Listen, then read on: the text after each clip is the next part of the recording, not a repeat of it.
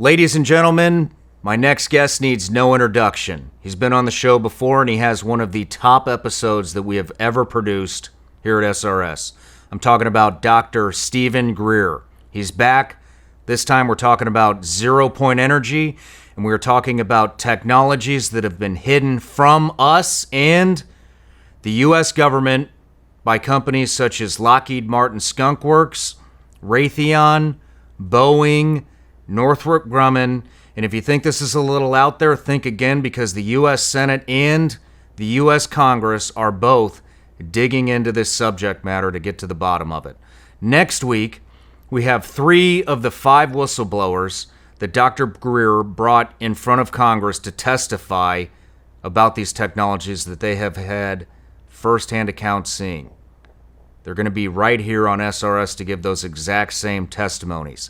Ladies and gentlemen, if you like the show, if you like the information we're putting out, please go to Spotify, go to Apple Podcasts, leave us a review, and I see a lot of you have been out there making content, ripping our content off and putting it out on the internet. I love it. Looks amazing. We made it super easy for you. We put a ton of raw reels, links in the description. Take them, make content, produce badass stuff. If we like it, we'll share it, monetize it, make money off of it. All we ask is that you please just tag our show in it. That's all we ask. Anyways, love you all. This is an awesome episode. It has a ton of information in it. In the next 2 weeks is all this subject. Love you all. Enjoy the show. Cheers.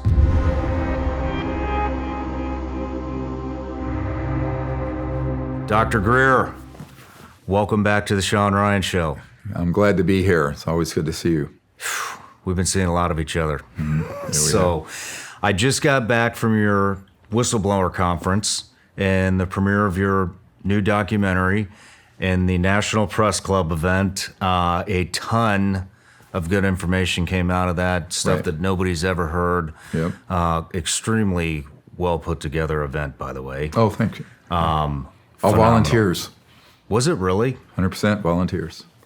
Incredible event from start to finish. Me and my friend Carter, who was the one to connect us, we just had a fantastic time and learned so much. And so we got a lot to talk about today. Diving into some of the whistleblower stuff. Yes. We're actually getting a handful of the whistleblowers that I think they came out of this show with your first interview. Is I correct? Some of them had contacted me and been involved before, some since. And of course, once that law got passed, allowing a pathway for them to testify about what they knew, notwithstanding their non-disclosure agreements, that sort of opened up a whole new tranche of people willing to come forward. And that process, I think we're having a couple of new whistleblowers every week now. Oh, that's amazing. Per week, yeah. Well, we're going to dive into all of that, and thank you for connecting me with them, by the way. So let me give you a proper introduction here, even though you don't need one. But Dr. Stephen Greer, you just came out with the new documentary, The Lost Century, which is #1 on iTunes, #1 on Amazon, #1 on... anything else? Google Play, all the sites, yeah. Everything. Yeah. #1 documentary released. Retired emergency doctor, founder of the Disclosure Project, documentarian, author, and leading authority on UFO, UAP intelligence. You've briefed multiple presidents. You've briefed the agency. You've briefed Congress, I believe. Recently, you presented evidence of the illegal black budget projects related to UFO, UAP operations by the U.S. government, and you have 33 years experience working in the UFO, UAP arena. Right. Am I missing anything? That's good enough. But we got a lot to cover. Like I said, we need to cover the Disclosure Project. We need to cover the Lost Century documentary, a little bit of the whistleblower stuff. Your documentary, all about zero-point energy, fascinating stuff. What I'd like to do is, I'm not 100% spun up on some of the things that you were talking about, that I think a lot of the the rest of the audience was pretty spun up about. And I don't think my audience is 100% spun up on all of these topics either. Right. So I just want to go through some basic stuff to help me and the audience understand what we're about to talk about a little bit more when it comes to the black budgets and stuff like that. So a lot of these companies that, are part of the military industrial complex, if you will, I've had a lot of experience with Lockheed, with Raytheon, with these types of companies when it comes to field operations and kind of the stuff that I was doing in my arena as a special operator. I don't know about what they're doing and how they play in with this black budget stuff. And so I'd like to go through a couple of the companies and just have you just educate me and the audience about it. Right. Let's start with Lockheed Skunkworks. Well, of course, the Skunkworks, dates back to the 50s and 60s. Kelly Johnson, who's, by the way, a UFO encounter report we have, was given to us by Lieutenant Colonel Heckert, who knew him, who was our U-2 spy plane witness who encountered these objects as a U-2 pilot. But and then, of course, Ben Rich. Ben Rich was the head of the Lockheed Skunkworks and acknowledged towards the end of his period there that they had technologies that could, quote, take ET home. He also stated there were no private conversations anywhere on the Earth. True. No matter what your encryption is. And also he said that anything you imagine, we've already done at the Skunkworks. Now, there's the Skunkworks that would deal with a conventional jet, rocket, ramjet type classified aircraft, right? But then there's another division that is the deep black. I want to make a distinction between the black budget and highly classified, legally overseen projects. Here I'm talking about, there's a guy I'm working with now who literally oversees the black budget of the United States. He was never read in on the UFO or UAP issue. And when he tried to find out, he went out to the Lockheed Skunkworks, he was shown a bunch of these conventional propulsion systems. He was not shown the ones that are the man-made UFOs, that are the electrogravitics, the things that float, boom, 100,000 miles per hour. So I think that that's one of the problems, is that there's almost two parallel systems. And there's very little points of intersection between the two, what I call the constitutional government of the United States. I just call it USG, the U.S. government, legal. And then there's the illegal secret government projects, okay, the ISG. So there are compartmented operations at the Lockheed Skunkworks dealing very specifically with this area of technology, which has nothing to do with rockets, jets, conventional aerodynamics. And it has to deal with electrogravitics, which is the ability to create a very high voltage system that causes a electromagnetic field propulsion. So there's almost like an electromagnetic field bubble around an object. It can levitate, lift, and it can go, Mach 300 and never have a sonic boom and no heat on the outer section of it.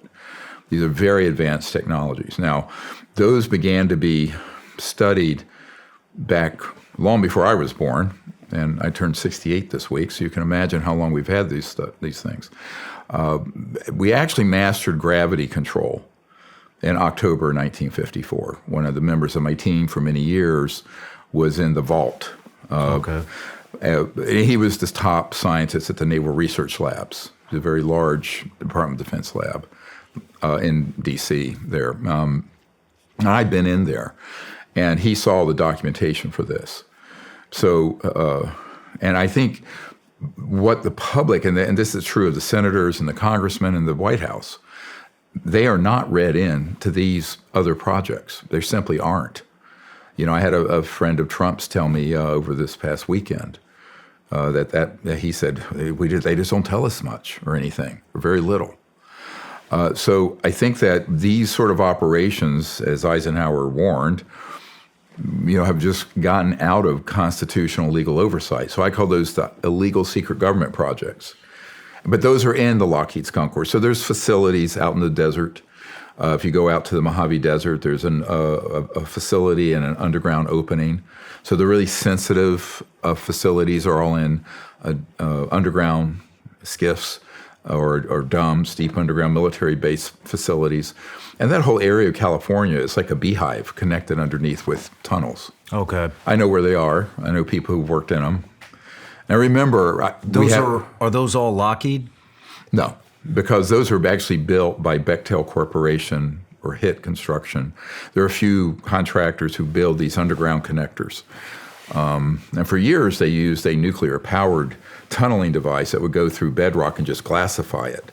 So you'd have a connecting tunnel between, say, Edwards Air Force Base and Nellis Range. And you never have to go above the surface. So I'm very familiar with these and where they're located, and I've debriefed a number of guys who've been on them. So it's all part of let's call it a coalition of operations that are corporate, contractor, and governmental, but governmental as in off the reservation of legal oversight and constitutional requirements. This is why the Senate and the House are moving quickly to get this under control, because about a year and a half ago, we were providing enough information that they now realize that this is real, that the UAPs, UFOs are real, and they're beginning to realize that a bunch of them are ours, but they're being used in deceptive indications and warnings, meaning false flag operations. So this, of course, is the topic that I brought up to the head of the Defense Intelligence Agency, General Patrick Hughes, way back in the late 90s. I said, look, you guys are being completely zoomed and deceived by some of these objects you think might be extraterrestrial, but they're ours. So Lockheed has some of those. Let's talk about... Raytheon has a certain type of them. Usually they're trapezoidal or triangular. My uncle worked for his whole career at Northrop Grumman. They have ones that are large, triangular, and other shapes. But so many of these objects that people think they see a UFO, well, it's a UFO to them because they don't know how to identify it. So one of the things we're doing is juxtaposing an interstellar vehicle, an extraterrestrial vehicle, with a man-made one, and what are the characteristics and differences? Because operationally and tactically, the Pentagon and the White House and Congress need to know this. Mm-hmm. Otherwise, they're sitting ducks to be deceived by all manner of nonsense. Who are the other players? So we got Lockheed Skunkworks, we got Raytheon, we got Northrop Grumman. Is Boeing involved in this? Yes, there's a division of Boeing that absolutely is involved. General Motors has traditionally, and Ford, and General Electric for sure, and EG&G. EG&G is a major player in this space, as well as Raytheon and TRW. Booz Allen Hamilton has an aspect that deals with this problem. So are these... And then there was the construction company who's building these underground facilities. The Bechtel Corporation and HIT Construction. So are these companies competing with each other? They do get into competing bids. It's a very interesting story. One of my whistleblowers who's still too afraid to come forward, that I've dealt with for about 7 years, was 10 years in the Pentagon and worked in a very classified operation deep underneath the Pentagon. And he was read in across 18 of these unacknowledged SAPs, unacknowledged special access projects, dealing with this issue. And one of the things that happened there was a 3-star general that was brought into near Fort Sill, Oklahoma, at Lawton. And there was a skiff, an underground facility where we had downed an extraterrestrial vehicle. And this general brought an unauthorized person who was his girlfriend, who was a Booz Allen Hamilton executive, so that she could see what they were studying, so her group would get a leg up on the competing contract to study how those objects cloak or disappear and reappear. And he was actually CID, Criminal Investigative Division, after having been a mainline military. And I know the general's name. We have all this. It's been handed over to the investigators for the U.S. government. But he ended up being demoted a star, but he was never prosecuted because the Department of Justice was blocked from being able to gain access to what it was that he did because the projects don't exist. I mean, this is gets into very complicated legal and SecOps, the whole security around these operations. But because of the extreme level of secrecy, the big problem with the public and the media is they think you're president, you're chair of this Senate committee and what have you, and that there's this vast conspiracy of these kind of people lying to the American public. It's the opposite. They're actually victims, most of them. Now, there are a few devils. I'll be quite blunt. I'm not going to name them. There are a few devils in the government, we know who they are, who are sort of embedded operatives to basically gaslight and deceive members of Congress or people in the White House or what have you. And because they have sort of an all-access pass, they can put themselves in positions of authority, but their authority is based on deceiving the constitutional leadership of the U.S. government. I know I am not the only one out there that struggles with sleep. I had a major problem sleeping. In fact, I didn't sleep much at all. I wake up in the middle of the night with a sore back, a sore neck, sweating, because for some reason I sleep hot. And then on top of that, when you do wake up in the morning, because you always get like that last 45 minutes before you know you got to wake up, right? And it's like the race against the clock to try to get a little bit of sleep. Then you get the sleep. Then you got to spend, at least I did, my first 45 minutes of the day stretching, wandering around the house in all kinds of weird positions just to try to loosen my back up so I can put my shoes on to go to work. Well, then I started going to mattress stores and you guys get it. You go to the mattress store and you get like 20 different sales pitches on why you need to buy the $6,000 mattress. Well, I had a friend tell me about this company, Helix Mattresses. So I went to the website. They got 20-something mattresses to choose from. They're all memory foam. They have cooling technology that keeps your body cool at night. That way you're not waking up sweating like I am. And the cool thing is they actually have a test. Don't worry, you're not going to fail it. But it's just a questionnaire, and they ask you a little bit about your sleep routine, what positions you're sleeping in, and then they make a recommendation on what they think the best mattress is for you. On top of that, they have a 100-day test period where you can sleep on the mattresses. If you don't like them, you can return them, exchange them, whatever you want to do.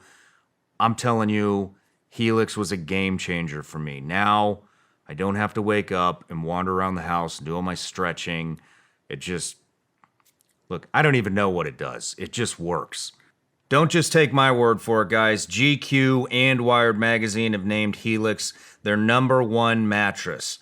Like I said, just go online, go to helixsleep.com/SRS, take the quiz. It only takes you 2 minutes. Helix is offering 20% off all mattress orders and 2 free pillows for my listeners. Again, that's helixsleep.com/SRS. This is their best offer yet, and it's not going to last long. Go with Helix. Better sleep starts right now. I want to tell you a little bit about my morning routine. So it used to be I'd wake up and it was pills galore. Had my multivitamin, had my probiotic, had my greens replacement, had a bunch of other stuff that my multivitamin didn't cover. And then I found out about these guys, AG1. This is one of their travel packs.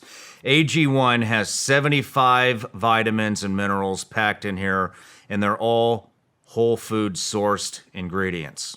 The good stuff, right? So basically, dump this travel pack or this other stuff right here, the home pack, I guess you would call it. You just take a scoop, dump it into some water. Guys, it helps you with gut health, helps you with energy. It's a total greens replacement. There's tons of good stuff in here. I recommend taking it every morning, and it actually tastes pretty good too. If you want to take ownership in your health, try AG1 and get a free 1-year supply of vitamin D and 5 free AG1 travel packs with your first purchase. Go to drinkag1.com/SRS. That's drinkag1.com/SRS. Check it out. Well, I'd like to get into that as well. Back to the military-industrial complex companies, Raytheon, Lockheed Martin, Skunkworks, all these. How many people do you estimate are on these programs within these different companies? Well, there are thousands. There has Thousands at each company? Not at each company. Well, the bigger ones, very likely. Now, remember, you can have, because of top secret special compartmented information protocols, you can have a guy at this desk in a cubicle working on something. He'll have no idea what this one's working on. So you have basically an enterprise of people that are all working on one project, not realizing what that project is. Correct. Okay. They wouldn't know. Now, at the more senior management and coordination, they would, obviously. But let's call them the pieces out there. They would have one piece of it. But those can be very valuable sources of intelligence that I've been meeting with for decades, because they may know just one area. They may have this one sliver of information. I feel like my job has been to do the whole comprehensive intelligence assessment from thousands of pieces from credible people inside these corporations and in government programs, and put them together into it's like a scattered puzzle with 1,000 pieces. So you got to eventually put it together into the picture. And so sort of one of my tasks is to make that picture come together based on specific evidence, whistleblower testimony, documents, everything, which has really been my whole project. I mean, since 92, 93, when I briefed the CIA director in 93, we had a comprehensive assessment of the situation. And that's evolved in 30 years, obviously, because we keep getting more granular detail and specific intelligence. And this is what we've been handing over to the U.S. government since they passed the law a couple years ago, ordering the Director of National Intelligence and the Pentagon to report on this. Now, the problem is the people who were put in charge of that, to be quite blunt, couldn't find their ass in a well-lighted room with both hands. And sorry, it was my old Southern expression, but they absolutely had no idea, about the issue. And you saw last spring, there was a couple of those guys, Dr. Shawn Kirkpatrick and an ONI guy, and they were before Congress, members of Congress who'd looked at our Disclosure Project content prior about the Maelstrom Air Force Base, Minot, North Dakota case where there was a intercontinental ballistic missiles taken offline. I think it was 18 of them, something like that. And they asked Dr. Kirkpatrick and the other gentleman from Naval Intelligence, and they go, well, we've never heard of that. Well, anyone who would have read the disclosure book that came out in 2001, we have the documents, we have the government official documents, we have the NORAD documents, we have the two witnesses, one who was in NORAD and one who was in the silo, all on the record, right? Wow. Firsthand. So now we have 100 of those that we've already brought out. Go to my YouTube channel. You'll see 70 of them up there, or 80. The problem is that when you're first trying to find out about this, the amount of information, like we're sitting on 8, 9, 10 terabytes of data in my archive that we're trying to organize. We call it the Disclosure Project Intelligence Archive, the DPIA. And that's what we're putting and organizing and handing off. As soon as we get it to any state and new information, I hand off another hard drive to these top secret guys who are trying to find out. But we need to pick up the pace, obviously, because there's a clock. We'll talk about this. There's a clock now been set on this. Well, we will get into all that. When you're talking about these disinformation agents, these NOCs, I have somebody that comes to mind, and we were talking about him at lunch. Lou Elizondo. Is he one of them? Oh, of course. I mean, as soon as he emerged on the stage, I had a very senior guy at CIA who's worked this issue since 1979 contact me about that problem. But remember, the only way that you can control at this point all this coming out because of what we have and what we're pushing forward through media is to control the narrative, the spin. So the people coming forward who get an all-access pass on to, say, 60 Minutes or something like that, or people cleared by this same illegal, corrupt organization because they'll tell the public, yes, the UAPs are real, but we don't know what they are. Well, this is an absolute lie. We absolutely know what they are. Some of them are ours, man-made, and are confused quite frequently with the others, which are of extraterrestrial origin, or ETVs, extraterrestrial vehicles. And those operatives are taught very well to take an issue, grab it, capture it, and then spin it in the direction that they want. Now, the direction they want is endless ambiguity. Gee, we don't know what they are. We don't know what they are. It's nonsense. We've proven what they are. Well, I have 755 whistleblowers. You have 755 whistleblowers? Yeah. I mean, this archive is unbelievable. You had mentioned that you would want to debate Lou Elizondo. Oh, I'd be happy to. I mean, someone brought that up a couple years ago. I don't have any animus towards him personally. I just know what his role and function is because I was given a heads up on it as soon as he emerged out of the Pentagon and stood up his operation with this young guy I used to hang with, Tom DeLonge of Blink-182. He'd stay at my house in Virginia. But what you expect counterintelligence and disinformation agents to do is to do exactly that. Now, remember, all that happened when our documentary, Unacknowledged, which you can still see on Amazon Prime and everywhere, reached about 750 million viewers. At that point, they said, we need to take this narrative, acknowledge that these are real, but then change the narrative from the truth, which is what we're putting out, to sort of a fantasy or sort of a diversion. And then those folks like Chris Mellon and Nick Pope and Elizondo would go up on Capitol Hill, whisper into the ears of folks like Senator Rubio of the Intelligence Committee and others, basically telling them false information. But the false information works when you can put it around something real. Now, what was the real thing? The tic-tac, the F-18 Hornets chasing off the coast of California, those events that happened, that the footage was leaked, it was a vehicle for them to attach that false narrative to it. Okay. So you have to understand how counterintelligence and psychological warfare operations are designed. It's very effective. I mean, it is very effective. I would say 90% of people who study UFOs got gaslit. Certainly the U.S. Congress and the media did. So they're very good at doing it. It doesn't mean that it's right, but I'd be very happy to go tete-a-tete on that with anybody. Let's talk about, I would love to host that, by the way. Great, do it. Yeah, maybe we can get something going. Although I have to tell you, he's called me a terrorist, which I find rather funny. Oh, boy. Here we go. Hey, I've had 30 years of defamation of my character, so I'm sort of bulletproof from it. So. Yeah. The Stargate Program. Mm-hmm. During your last interview, I saw a lot of comment. There's two programs that I would like you to explain before we dive into the nuts and bolts of what we're going to. A lot of questions about the Stargate Program. Can you enlighten us? Well, you'd have to describe it. That name is not a code word that I've been introduced to from a reliable inside source person who knows. Okay. So here's just to give you an idea of my discipline. Well, I appreciate the honesty. Thank you.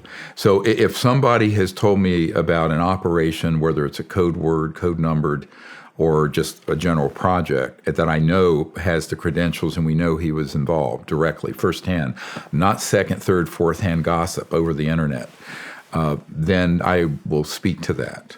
But now, if you describe to me what people think Stargate is, I can comment on whether it's got any legitimacy. Well, from what I've read, people are saying that the Stargate Program is doing some kind of experimentation with kids. Mm-hmm. Oh, well. I mean, it has a different name, but absolutely that's true.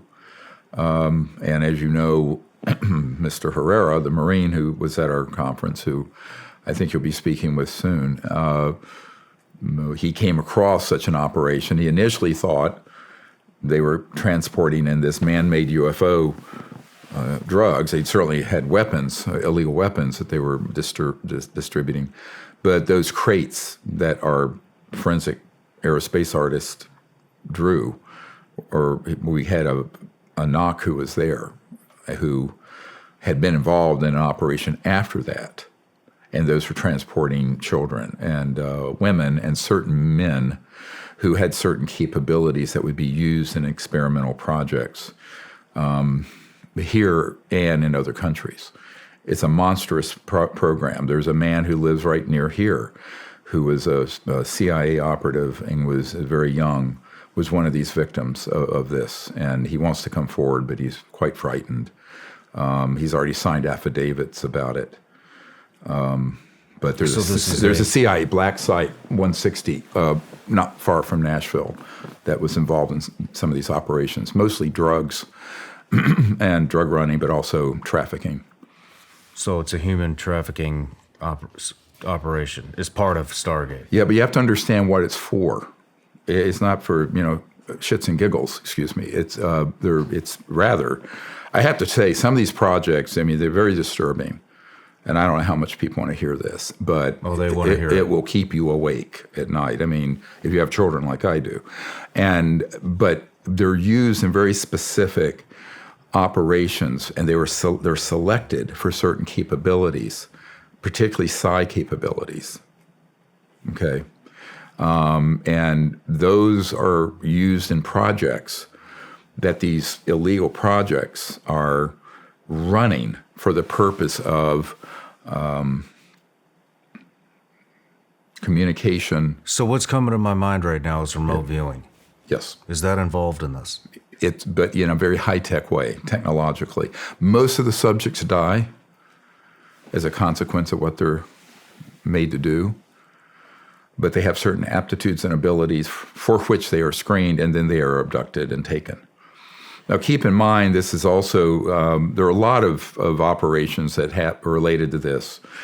Recently there was a whistleblower came out talking about the aliens murdering humans, and he was referring to a case that I know for a fact were our operations, these illegal secret government operations that were down in South America, and they've done it in Africa also, where they have killed innocent people in villages to make it look like an alien attack. Now, that information is being now provided to Congressman Tim Burchett and the Senate Intelligence Committee as if those were extraterrestrial events. They have no idea. It's our guys doing it. I'm trying to get Tim on the show. No, he's great. I've met with him. He's in this heart and soul. Here's the risk, though, and if anyone in Congress is watching, I want to word this very carefully. A little knowledge is an extremely dangerous thing here, because this is a hall of smoke and mirrors and deception, and you have to then wind this back. What would a clandestine operation have if unsupervised since the late 1950s, where they've had some of the most brilliant scientific minds I've ever met working these projects?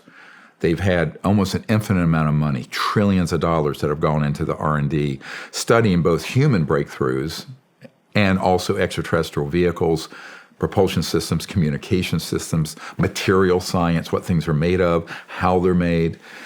Well, you figure after 80 years of that and trillions of dollars, you're going to have some payoffs. And these payoffs are in the form of advanced technologies, and ARVs, alien reproduction vehicles that are the man-made ones, but also this whole area of nanobiotechnology, consciousness and mind interface technologies, all manner of weapon systems that are what are called scalar or longitudinal, go faster than the speed of light. It's like an EMP, but on steroids. It has, instead of a wave like this for electromagnetic, it's a straight line that goes out longitudinally called scalar. And those are faster than the speed of light. And they can be used for interstellar communications, but they can also be weaponized.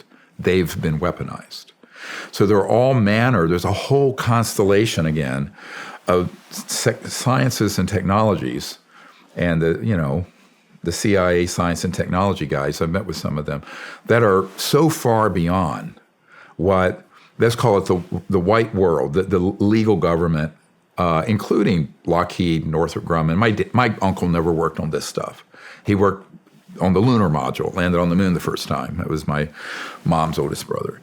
And his whole career was with Northrop Grumman. He was never read into this other end of it. Mm-hmm. So one of the things people have to keep in mind, most of the people in the military, CIA, special operations, corporate, what have you, who work in that world are not part of some vast conspiracy. It's incredibly tightly held.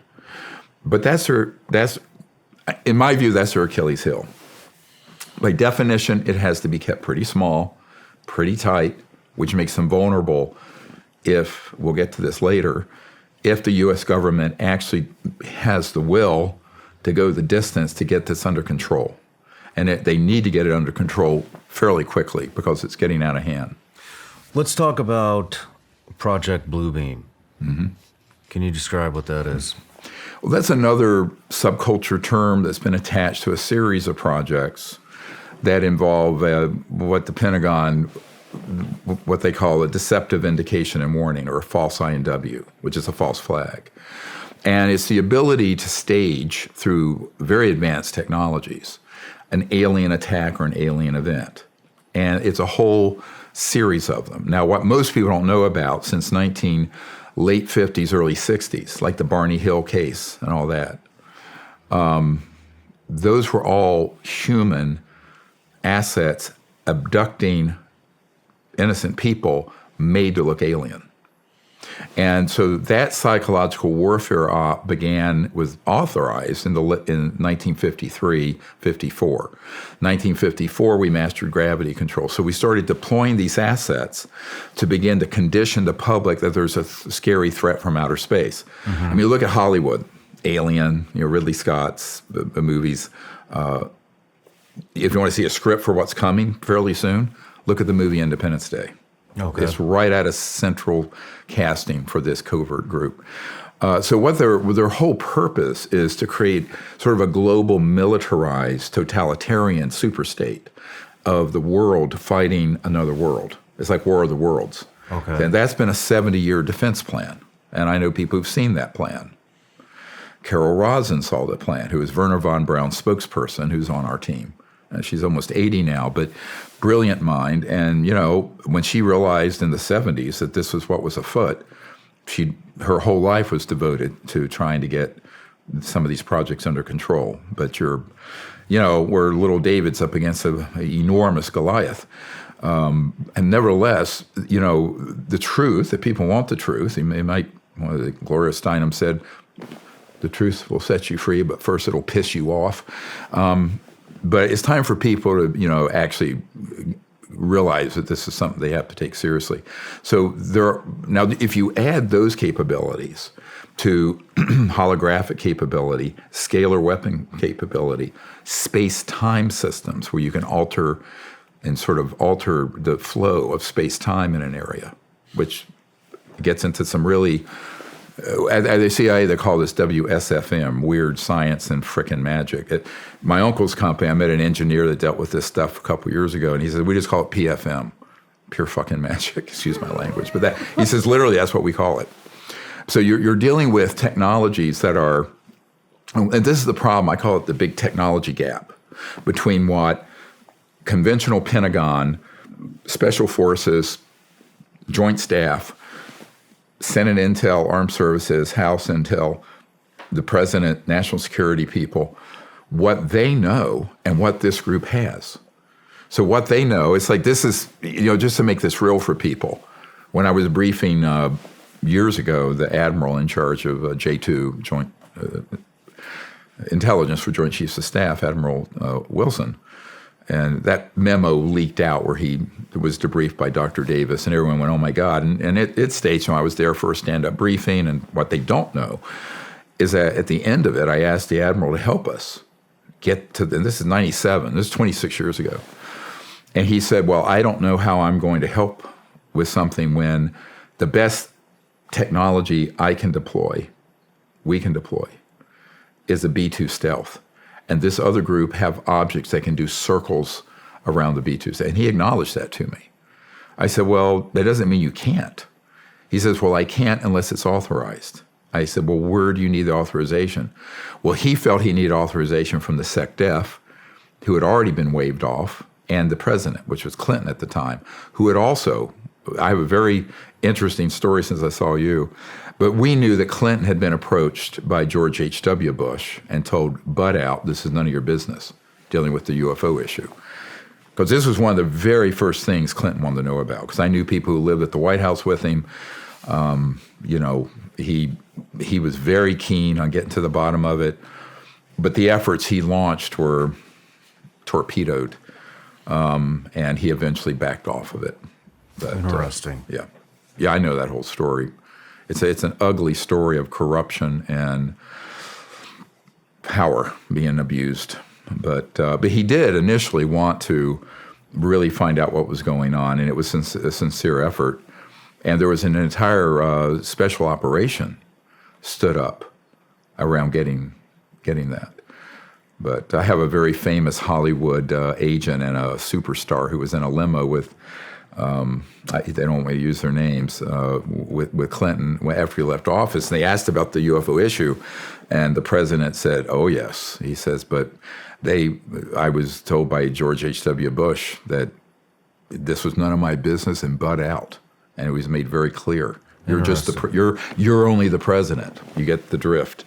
So, now, obviously, if we're going to have a constitution, the rule of law, and a democratic republic, that kind of thing cannot stand. But because of the power and the money behind this group, it has stood. And, years ago in 93, I was at the Wrigley Mansion, and I'll tell you, Shawn, it was a very interesting meeting.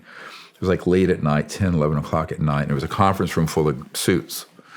And they approached me, and this is the fall of 93, just before I briefed CIA Director Woolsey. And they said, look, you don't need to be talking. They knew all about this meeting that was going to happen. And you don't need to be talking to the president and the CIA Director about this. They don't know anything, and they're not going to know anything. If you want to know, you talk to us. We're the WFO. We're the work for other contractors. We're the people who are working on these technologies and doing the technology transfer. And then they were trying to convince me to side with what they were doing. And I said, no. I said, this is a corrupt enterprise. And then he offered that, he says, you're a doctor. You can take out as many credit cards as you want. We'll zero them out each month because we run the supercomputers that back up the entire banking system. And we can get an infinite amount of money through certain techniques. And so we'll just zero them out. I said, then you're going to own me, aren't you? Because isn't that credit card fraud and banking fraud? He says, no, we're just trying to help. You see how these... This is an absolutely true story. He put me under sodium pentothal lie detector. But at the end of it, he said, look, we have given at least... Now remember, this is 30 years ago. We have given at least 10,000 people $10 million apiece or more to secure their cooperation with this project. Wow. And that was 30 years ago.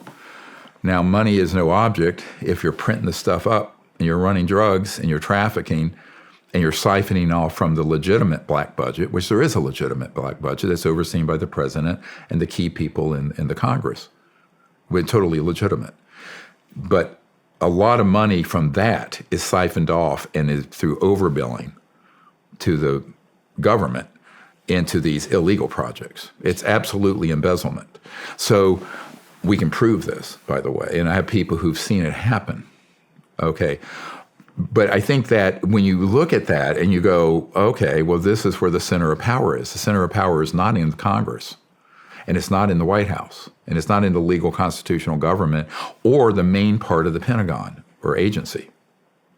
It's in this group, and it's amassed so much power and wealth and technology that it is, and I'll be blunt, a threat to all life on Earth. It's a threat. It's way greater threat than China or Iran or Russia, ever. And I think people have to take this, what I just said, very seriously, because all these other skirmishes, even if there were a couple nukes detonated, is nothing compared to the risk this group poses given the technologies they possess and the intention to use it in a malevolent way. where they could stampede the whole world onto a trajectory that would be, an Armageddon scenario. So unfortunately, these people are serious about it. They're whacked out, in my opinion. One of the knock I recently met with, he says, yeah, well, even in this world, and he's been in this super black, dark world, and very high up, relatively high up, mid-level anyway. And he said the way, for the folks who are these really super rogue operators, they're recruited for being sociopaths or psychopaths. Now, he says, I was recruited because I was willing to kill on behalf of the country or what's right, but not being a sociopath, to do it for the good, if you're going to use lethal force or any technology. These folks running these projects are a subset of people who are screened who are, in fact, sociopaths and psychopaths. And I'm using this clinically as a doctor. There's 4.5% of the U.S. population are sociopaths and psychopaths. So, and the ones that are high functioning are identified and moved over into these rogue operations. Interesting. Yeah. Smart. Mm-hmm. Extremely smart. Yeah. Let's take a quick break. Sure. And then we're going to get into the Disclosure Project. I don't know if I've ever been this excited to represent a brand. I'm talking about First Form. I just align so well with what they've got. First Form is a supplement company. They have just about every supplement you can possibly imagine. All grade A stuff. Let's go through some of the stuff that, some of my favorites, all right? Here we go. 1, Enduro Performance. This is a non-stimulant pre-workout mix. Guess what? Made in the USA. Protein sticks and the protein bar. Look, I'm an entrepreneur. I'm super busy. I don't have time to go to lunch. In fact, I don't even know what a lunch break is. This is my lunch for the most part. Then we got OptaReds 50. Guess what? Also made in the USA. So is the protein bar and the beef sticks, actually. But OptaReds 50, guess what, guys? Beets, super healthy for you. Guess what? They taste like shit. This doesn't. 2 scoops, throw it in there. You get all the benefits of having beets with OptaReds 50. Then we've got protein. Everybody needs protein. If you're not taking protein, you should be, especially if you work out. My favorite, chocolate banana.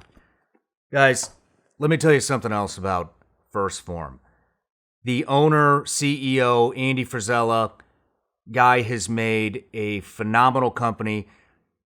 True American dream story. Started from absolutely nothing, sleeping on a mattress in the back room of a very small shop. Now, he's built an empire. Check it out. Go to firstform.com/SRS. He's also put a culture into his company that this entire country could use right now. Gave me a ton of inspiration. I used to listen to his podcast, Real as Fuck, when I was building my first studio in the attic of my house 3.5 years ago, right when this show started. Can you believe that? Now I'm repping the brand. And if you haven't checked out their podcast, you might want to. Like I said, Real as Fuck. Check it out. I'm actually on there.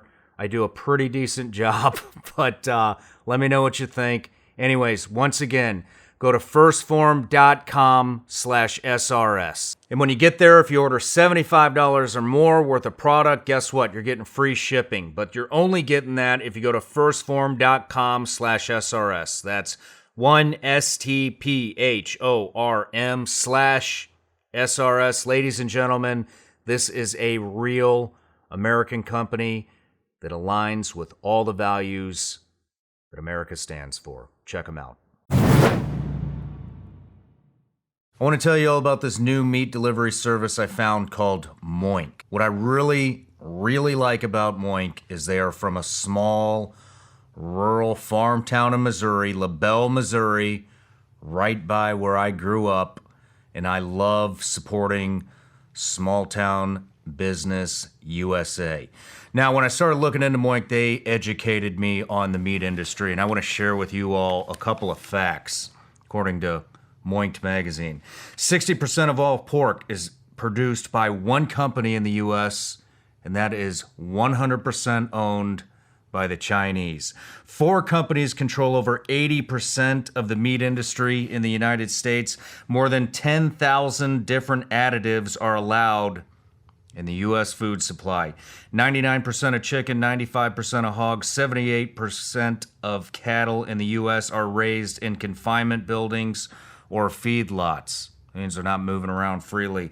80% of the antibiotics consumed in the U.S. are fed to animals. Here's a stat. In 2016, 18.4 million pounds of antibiotics were sold for livestock. And that's what you're eating.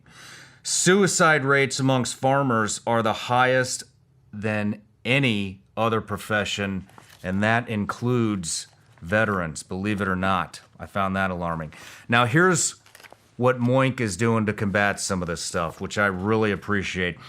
Their livestock is 100% born and raised and harvested humanely in the United States of America. Their farms practice regenerative agricultural methods. They are free of GMOs, antibiotics, and all hormones. Their Alaska salmon is wild caught. Their beef and lamb are grass-fed and grass-finished. Their boxes ship from rural America, right in small-town Missouri. Love it. Their chicken and pork are pasture-raised. So, guys, check them out. Moink. Keep America farming going by signing up at moinkbox.com/SRS. Right now, listeners on this show get free bacon in your first box. It will be the best bacon you will ever taste, but it's only for a limited time. It's spelled Moink, MOINK, box.com/SRS. That's moinkbox.com/SRS. All right, Dr. Greer, we're back from the break. I forgot to give you a gift. Every time, the last time I forgot to do this too. It's okay. We just get to go. We get to go, and then I get fascinated. Well, thank you. You're welcome. Oh, a gift bag for winning the contest for the whatever it is I've done. Thank you. You're welcome. So those in there, they got the Vigilance Elite gummy bears. Oh, good. Legal in all 50 states, believe it or not. And got your hat too. But thank you. Let's move on. So, oh, good. You're going to disguise me up now. So, I got a question from a friend of mine. I tried to connect you guys. I don't know if you guys connected or not, but my friend Chris Beck, and he just said an idea to run by you. Does this theory line up with UFO sightings? And then the question is it easier to see UFOs in grays in early hours, 1 hour before sunrise to an hour after sunrise? The ultraviolet of the sun is highest in these hours. To see reppies is hour before and hour after sunset because infrared is highest in these hours? Well, actually, it really depends on what modality they're operating in. So what that means is an interstellar vehicle. Now, let's distinguish between the ones that we have versus the ones that are interstellar. They can phase in and out of this, say, 3D instantaneously. So you could have one right over your building right here. No sensor would pick it up because it's actually shifted, the frequency of it, out of linear space-time. So this is what I call trans-dimensional physics. And then in an instant, nanosecond, it could be 3D, or it could be something in between. So it's a little bit, if you've ever had a rheostat for a dimmer switch or something, you can make it brighter, dimmer, turn it all the way off. So those technologies allow for an object to be fully in 3D or shifted dimensionally, literally, out into another dimension and back. Now, these are not interdimensional, they're more transdimensional because their origins are another star system. There are also interdimensional objects, and those are things from another dimension that is not from the material cosmos, but they can be confused with some of the extraterrestrial phenomena. It's a very complex thing. So in terms of seeing these objects, I think people, when it's not super bright, with the sun, you're going to see more an object that's going to be silhouetted than in bright sunlight. Okay. And the other issue, I think, is that the ones that we have can also operate in a way where they are substantially have an electromagnetic field around them that can kind of cloak them, but under certain lighting conditions and radiation, let's call it infrared, ultraviolet, it depends on the condition, you can get a glimpse of them as they're moving. So I think that this gets into understanding the underlying technology and physics of how these objects work. And that's why when we're doing our expeditions where we're going out, making contact and looking, we have a whole set of protocols, and I train people on what to look for, what the phenomenon might be. You know, if you're having cameras, whether it's settings, I don't do camera work. Full disclosure, I'm an idiot with cameras. But so that you have it set properly, and also know what to look for. But I think that the technology determines more than the time of day. But the time of day might facilitate. That's why I think when it's still light, but it's not bright light, and that spectrum, you'll see an object more easily. Okay. But I think it has to do with, I don't think it has to do with the actual innate occurrence. I think it has to do with what we can see. What we can see with these things. Okay. Are ours. Yeah. That makes a lot of sense. When you're talking transdimensional, how do I even ask this? When we're talking other dimensions, what does that mean? Well, the universe, let's call it the cosmos, it's described by astrophysicists as sort of this 3D thing. Now, if you look at quantum entanglement and the concepts of the universe being a holographic conscious entity, which it is, then you start talking about not just material, but you're also talking about other dimensions that are at refined levels of frequencies and vibration. So the speed of light, the speed of electrons, atoms, what have you, all of that would pertain to what we call the 3D, three-dimensional. If you were to cross over that in frequencies, and this is, again, where you start getting into some very strange WSFM, like I mentioned, phenomenon, then you're talking about other embedded dimensions, but it's not like it's some distant place, it's folded within. So, a hologram, if you look at a hologram of Marilyn Monroe with her dress blowing up, like that, if you were to just zoom in on one little piece of that dress on the edge of her skirt, and zoom in on it, the entire image would be in there, and zoom in again, it's holographic. So you have to kind of get your mind around the cosmos is this conscious quantum hologram. And so there are many, many, many dimensions, not just this plane of 3-dimension, that is all enfolded within it. So a lot of the confusion happens where everything like something weird, like a poltergeist event, will be conflated with something extraterrestrial. Well, it isn't. It was someone who, like in the ER, I had this happen once, some guy that was killed, couldn't save him, it was murder, and he was angry, and at 3 a.m, he started taking all the stuff out of the cabinets. But he wasn't there. It was just his spirit. Weird stuff. So that kind of phenomenon isn't extraterrestrial, it's interdimensional. You see what I'm saying? I do. Okay, so I'm trying to do some very kind of crude analogies, but the confusion comes in is that if you're an interstellar capable civilization, which means you're going from point A in the cosmos to here, B, it's like if this were a piece of paper, you're not going a straight line across the paper, you're folding the paper, being space-time. Okay. And so these 2 points are here. I'm enlightened now. And so, but in the process of doing that, this sort of bending and altering space-time, you then bump up against and cross these other dimensions. And this is sort of the intersection between what some people call metaphysics and physics, or the conscious worlds and the worlds of light, if you will, the mystics would call astral, and extraterrestrial technologies. And it's a very interesting intersection.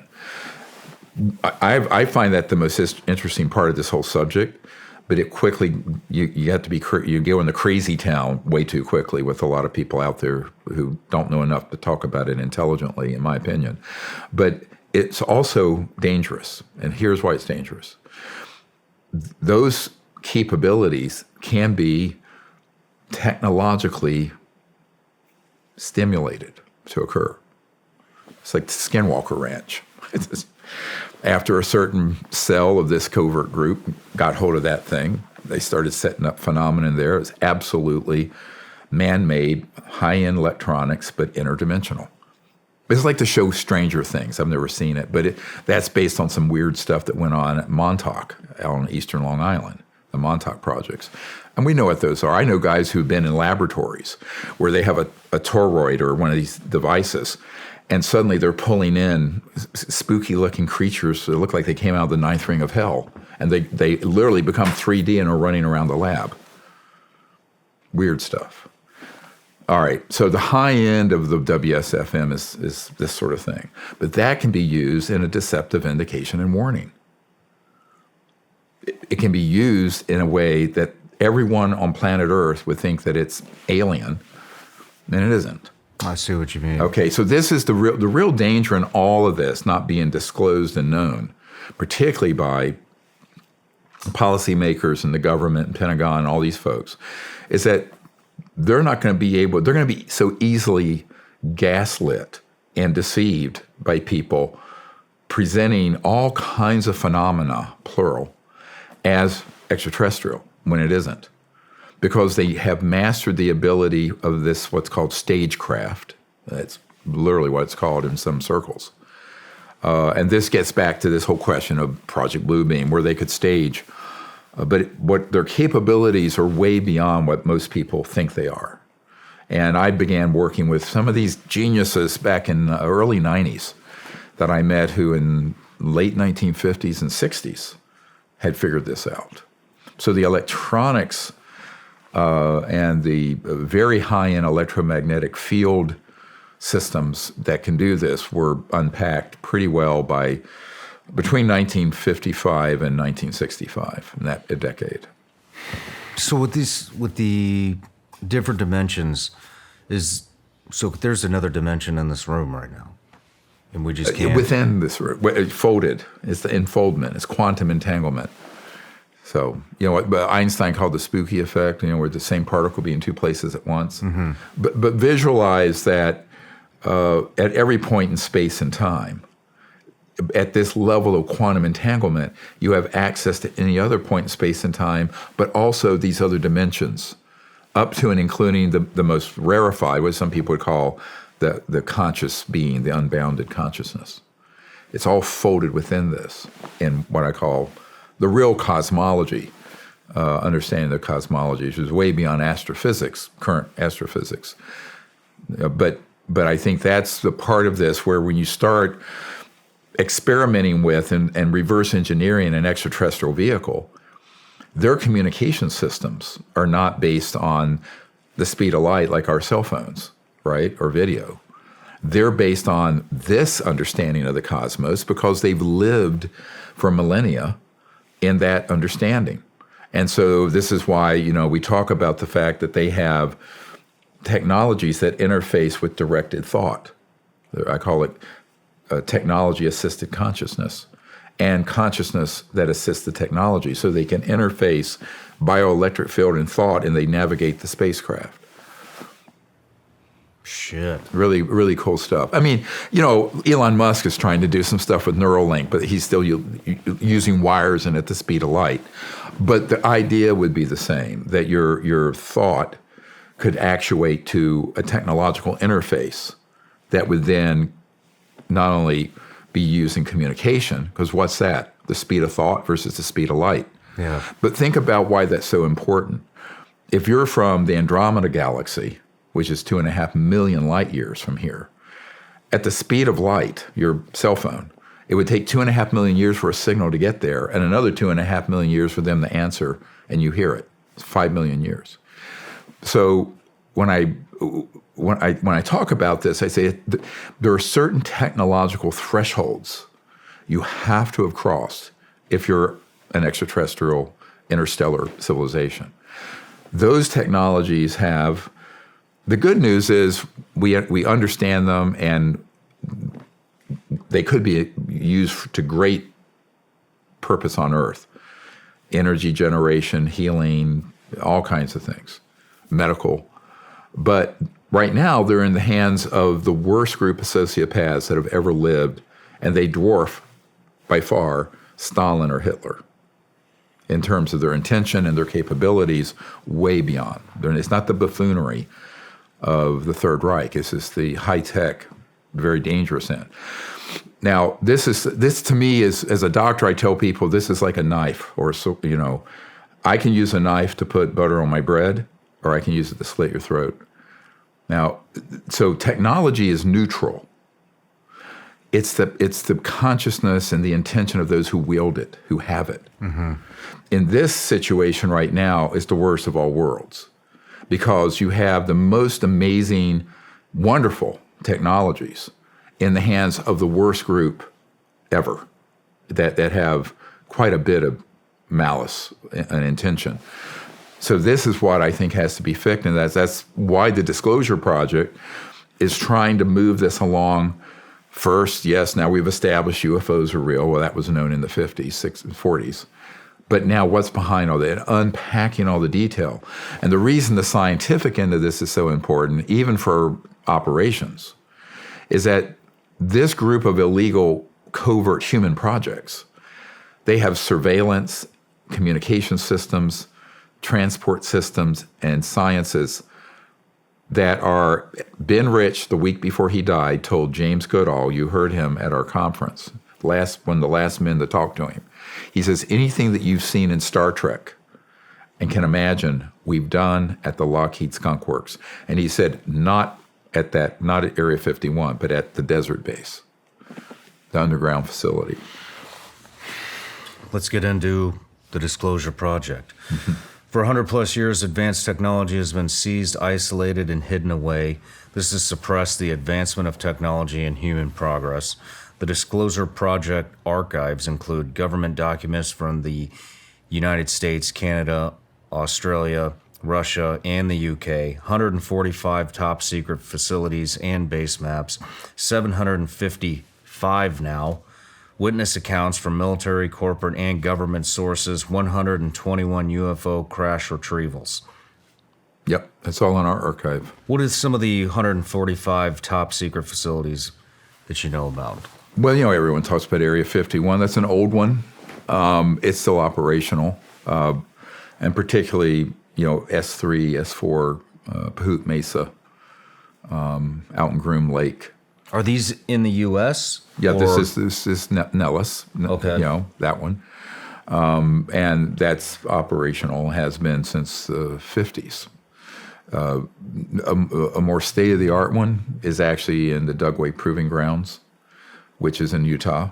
Is this the one that you disclosed at the conference? Yes. I'm going to put a picture up of it right now. And so that facility, there's something called the Avery sector, Avery, where there are these assets. There's an extraterrestrial vehicle that was being studied there when one of our witnesses, I think he was there in 2009, when that object had been downed. They're downed by these electromagnetic pulse weapons because the ET craft are completely electromagnetic. So, a kinetic weapon would not be so effective, missile or a laser. But an electromagnetic pulse or scalar weapon stuns them and they'll come down. Sometimes they crash, sometimes they're intact. If they're intact, then you have the whole thing to study. And that's where this man was in a facility where they had an entire intact one. And then, there's a vast underground facility there. So they're downing these aircraft with basically a directed EMP weapon. Yes, but are more sophisticated than the legal constitutional government would know about, because you're going to add to normal EMP, let's call it a supercharged part of it that's scalar, what I mentioned before, where it's a point that goes out longitudinally without the waveform. Okay. So that's why, light propagates at 186,000 miles every second. These are not limited that way because it's a point that goes out straight line. See what I'm saying? Yes. So now you're exceeding the speed of light. It's essentially teleportation. That's different. We'll get into that if you want to. But no, I'm talking about just a type of energy weapon. Mm-hmm. But it can also be used for communication. And I think in the old days, in the early 20th century, mid-20th century, there were people who stumbled across, and Tesla wrote about scalar waves. So hold on. Can be used for other. This isn't a point A to point B line. It's not linear. It's not a linear weapon. If I shoot a gun, the bullet goes, you can see it. Right. And if I shot a laser, you could see it, travel from point A to point B. Are you saying that these weapons do not? Well, they go from point A to point B, but bypassing linear space-time, meaning they're in the entangled quantum. Okay. So quantum entanglement basically is where every point in space and time is connected through what's called quantum entanglement. Mm-hmm. So when you have a quantum scalar weapon, then you're able to target an object at multiples of the speed of light. And those weapons they're very dangerous because one of the things we have to be careful of is while these civilizations that are extraterrestrial are, to me, they're the equivalent of Gandhi, that they haven't struck back at all. But I'll be honest with you, the more these weapons get perfected and you get into multiple generations of them, the more humans are a risk to other planets. If you watch this show at all, you know I am a very big proponent when it comes to psychedelic therapy. I had my own journey. It's helped me in more ways than I can even begin to describe in one sitting. And I found this new company called MindBloom. Let me tell you about it. There's no quick fix for anxiety and depression. It's not finding a new therapist or starting an exercise routine. Not more and regular meditation or a better diet. Sometimes you need something to unlock your brain. A new way of thinking and seeing the world. Maybe that thing is guided ketamine therapy from MindBloom. But there's a new tool to improve your mental health. At-home ketamine therapy. MindBloom is a leader in at-home ketamine therapy, having helped thousands of people overcome their anxiety and depression. Unlike traditional talk therapy, ketamine can work quickly and doesn't have the unpleasant side effect of traditional antidepressants. In a study of over 1,200 clients, 89% have found improvement in anxiety and depression in just 2 sessions. Right now, MindBloom is offering our listeners $100 off your first 6-session program when you sign up at mindbloom.com/SRS and use the promo code SRS. Take the first step and break free from your anxiety and depression with MindBloom.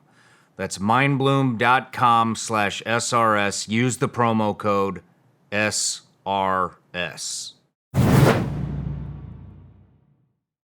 I want to give a big thank you out right now to all the Vigilance Elite patrons out there that are watching the show right now. Just want to say thank you guys. You are our top supporters and you're what makes this show actually happen. If you're not on Vigilance Elite Patreon, I want to tell you a little bit about what's going on in there. So, we do a little bit of everything. There's plenty of behind-the-scenes content from the actual Shawn Ryan show. On top of that, basically what I do is I take a lot of the questions that I get from you guys, or the patrons, and then I turn them into videos. So right now, there's a lot of concern about self-defense, home defense, crimes on the rise, all throughout the country, actually all throughout the world. And so we talk about everything from how to prep your home, how to clear your home, how to get familiar with a firearm, both rifle and pistol, for beginners and advanced. We talk about mindset, we talk about defensive driving. We have an end of the month live chat that I'm on at the end of every month where we can talk about whatever topics you guys have. It's actually done on Zoom. You might enjoy it. Check it out. And if Zoom's not your thing, or you don't like live chats, like I said, there's a library of well over 100 videos on where to start with prepping, all the firearm stuff, pretty much anything you can think of, it's on there. So anyways, go to www.patreon.com/vigilanceelite, or just go in the link in the description. It'll take you right there. And if you don't want to, and you just want to continue to watch the show, that's fine too. I appreciate it either way. Love you all. Let's get back to the show. Thank you. Well, with these weapons, I'm trying to understand this. Yeah. And I think I have at least a grasp of quantum entanglement. So what you're saying, so every point of space and time is connected. Correct. Through whatever, atoms. I'll just call them atoms. Yeah, but with no time delay. And so if I was to use one of these energy weapons, let's just say from me to you, 6 feet apart, and I use this energy weapon at the exact same time to an object that's 75,000 miles away. It'd be the same time interval. It would be... Take them out the same amount of time. It would be the exact same amount of time. Right. Okay, that's what I thought. So how does that differentiate from teleportation? Teleportation is actually the movement of an object from point to A to B. Okay. Okay, not just the energy. So you take this bottle and you do it that way. Okay. So it's in the same sort of, again, category of transdimensional physics and advanced physics and technologies. And the real action is in the electromagnetic and magnetic spin, all of that. And so the people who understand this, that I've met with, who've worked on these technologies and have had them in their labs, and I've been in some of these labs, is a fascinating technology. And if it was used for something good, I mean, we'd have a whole new planet here. I mean, it'd be phenomenal, beautiful. Wow. Well, that's what The Lost Century, the documentary that we just released, is all about. 100 years of these sort of technologies that have been sequestered and confiscated, and how, if they were disclosed, we would have a civilization well within your baby's lifetime. Before he's in high school, we'd have a world with no pollution, no poverty, and no energy issues in terms of energy shortage, because you'd be pulling energy out of the fabric of space-time and the so-called zero point or quantum vacuum from this quantum level. And that's what Tesla stumbled across. I mean, he didn't call it that because the physics of it weren't fully elaborated, but he saw the effect of it. We're going to get into that. We're going to get into the documentary. For now, back to the underground facility.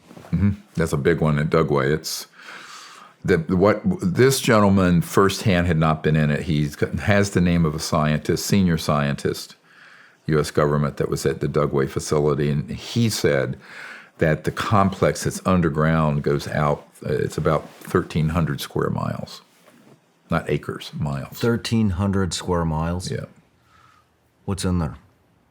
All this stuff, the technologies, the craft, operations. We know that I had a man who was out there who had special night vision. He was special operations and embedded, but he was a scientist. And he was out there, and wee hours, there were these massive triangular objects, silent, launching from that area, but underground, and would come out over the range. No lights on them, totally, fully operational. And, you know, those are one category of the man-made advanced technology platforms, or alien reproduction vehicles, some people call them. There are quite a few out there at Dugway. These government documents from the U.S., Canada, Australia, Russia, and the U.K., what are some of those documents? Oh, they run the whole gamut. For example, I have a document, wasn't declassified, but it was provided to me by a source from Area 51, Nellis, and it lists, as of the early 90s, I got it in the 90s, all the code numbers and code names that were on a security alert because there were a group of civilians who were trying to spy on the range, where they had to shut everything down because it was a large group. And it was a security alert, but it was an NRO document, National Reconnaissance Office document. And it had key names on it. It had Magi on it, the Majority Joint Intelligence Committee, or MAGIC. It had Cosmic Ops on it, Royal Ops. It had Blackjack Control on it. It had key actionable intelligence, and that's one of the documents I gave to some of the folks in the White House over the years, or Pentagon, because it's a legitimate document that actually gives specific code word and numbers that were out in that particular area. And it's still there. I mean, it's not like you pick up an asset like that and move it to where. So we know where they are. And that's why our 145 facilities, I've just learned of a new one that we'll be putting on that map soon. It's supposed to be taken there. Where's this? I can't say where, but right now. Can we put the map up? Yes. And if you put the map up, you'll see many of them are places people know. They know Edwards Air Force Base, but where? Where do you go to at the Nellis Range? It's a huge range, Air Force Base. And then the Nevada test site, which is where we tested nuclear weapons, going north. But out there's some very key assets. And there's a Delta Force Helo base out there that's used for retrieving extraterrestrial vehicles and retrieving downed, accidentally crashed man-made ones that malfunction. So we have a man on our team who was on a retrieval operation initially for conventional aircraft, jets, for their classified components. And then he got read into an operation retrieving the man-made ones, which blew his mind, the Raytheon and Northrop ones.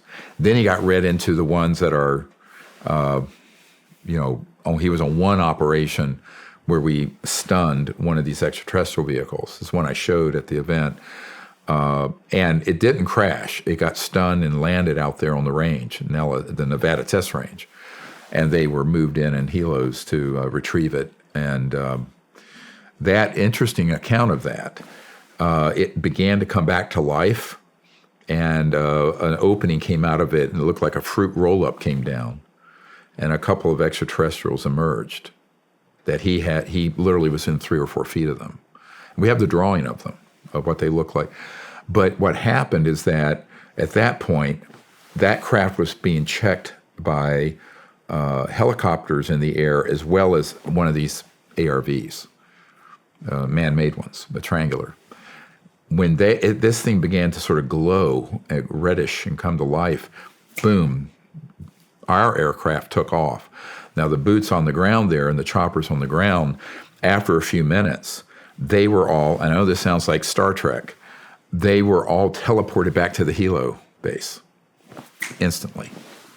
Holy shit. Yeah. Oh, yeah. And they weren't harmed. None of them were harmed. But apparently this whole event convinced this particular operator to get out of that system, because he knew what he sensed from these ETs was that they were completely benign, very much here to help us, and we were doing horrible things to them. And they also said, we know what you're doing. We're not going to allow you to do this much longer. It was sort of a warning. That happened in 2000 and I believe that was 2010, 11 time period. So what's your goal with the Disclosure Project? Well, our goal is, first of all, to get this information to the key policymakers and people in the government who have responsibility for our national security, but also in other countries as well, and to the public so that they understand the difference, in my opinion, between the false information being purveyed, which is the dominant information that's out on the internet and Hollywood and shows, and the real information that needs to be understood by the public so that the public isn't deceived. So we have both an internal governmental objective to guide the government in understanding this and getting them as much detailed, actionable intelligence as possible. Like the details, and this is how they've gotten this far. The reason the bill that was just came out of committee in the Intelligence Committee is because they now understand, if you read that bill that is given sort of a safe harbor 6 months amnesty period for these corporations and people to come forward or they'll be prosecuted. That is in the bill that left committee. And I've been pushing for this for a long time. The first time I recommended it was in 1993 to Bill Clinton, and nobody wanted to do it. Now it's going to happen, but that sets a clock. And so the Disclosure Project's objective is to give the legal government of the United States that we have allegiance to, and that we, the people, the public, the information, so that these rogue and very criminal activities can be brought under proper supervision and control, access control. And that's not the case right now. And it's dangerous that it isn't. So it's a very big step that first in December, they signed this law allowing whistleblowers to come forward through the Pentagon process, which is a top secret SCIF situation. But now this bill is going to explicitly state that these corporations, anybody having exotic materials, clearly referring to extraterrestrial type materials, technologies, bodies, those have to be disclosed and turned over to the legal U.S. government, or they will then be subject to prosecution criminally. So that's a 6-month window now. So that clock has started. That's a 6-month window. Yep. And you're also going to make all of this, which a lot of it already is, open source information. Yes, if we could get some. You have to imagine myself and my wife and a few volunteers trying to scan, organize 8-10 terabytes of data, and then create a database system that's searchable, and then eventually get it on the internet. Now, what we do have to redact, the unredacted archive I'm giving to the top investigators in the Congress and the Pentagon group. The White House got a redacted version because they're not really leaning into this much yet, which they should be. Mm-hmm. But I have someone in the White House military office that we're providing information to. But the redacted one, just to be clear, the only thing we're holding back are the personal names of these, hundreds of whistleblowers who don't want their names known, mm-hmm. Except under certain conditions. And also, if they have a DD-214, I'm not going to release in a non-secure manner. So the folks who have the unredacted, those go into a SCIF, they go into a vault, they have it. Now, I will say on the record, anyone who says the U.S. government is not in possession of all the facts and the actual intelligence to get to the bottom of this is a liar or ignorant. They're either a liar or they're ignorant, because that was handed off 3 weeks ago, all of it. So there's actually no excuse now. The only excuse they'd have now is that they're part of a cover-up, in which case they should be prosecuted. And I'm saying even the people in the Aero office and the Pentagon, they either move on this and do it with integrity, or they should be prosecuted. Let's move into your new documentary, The Lost Century. Sure. It's all about advanced technology, how it's been around for over 100 years but kept secret. 0-point energy, yep. A lot of people call free energy, is also mm-hmm. called the quantum vacuum.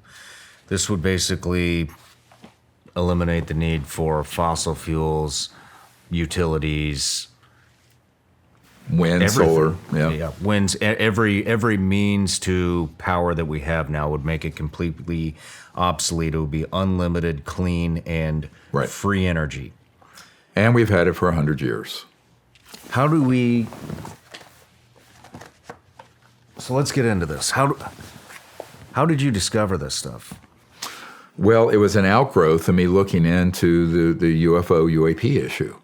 Because once you realize these objects are real, three-dimensional, the very first question, actually, when I go up to Capitol Hill or someplace, I'll put up the footage that the Pentagon said, this is a real 3D object, infrared sensors, no heat, no jets, no rockets, and certainly no nuclear power plant on it, because, those things are hot, right? Mm-hmm.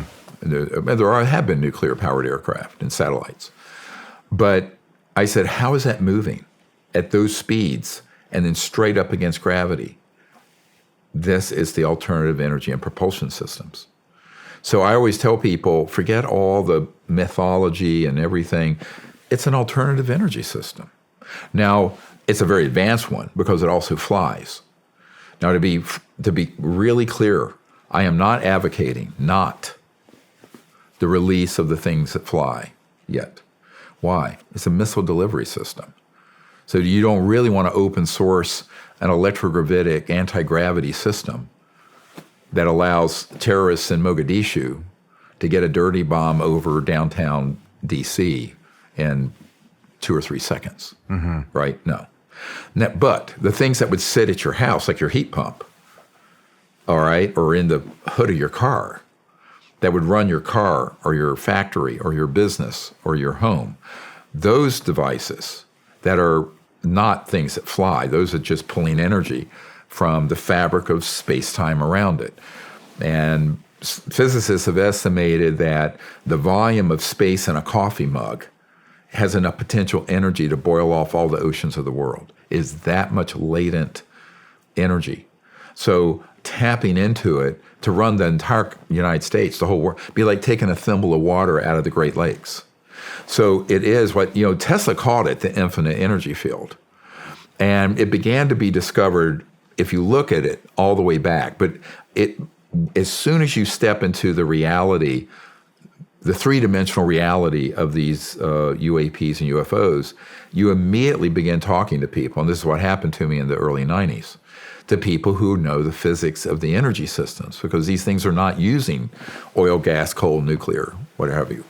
So it's a natural extension of the problem. And I point out to people, one of the central reasons for the secrecy that got out of control under Eisenhower's last 4 years as president was because once they realized how this works, they realized, the big industrialists and financial and global moneyed people, banking, this would be the end of that entire sector of the macroeconomic system. Well, that would have been great if it had been transitioned before I was born in 1955, because look at the world we have now. But it really could have started coming out in the early teens and 20s. If you look at the documentary, The Lost Century, the subcaption is, and how to reclaim it. We talk about how we need to come together as a people and develop these energy generation systems and open source them, meaning that it's no patent, no intellectual property held back at the first level of this, because the patent office will seize it. We prove that in the documentary. We have a national security order on a patent that a scientist I know submitted. We took his name off of it.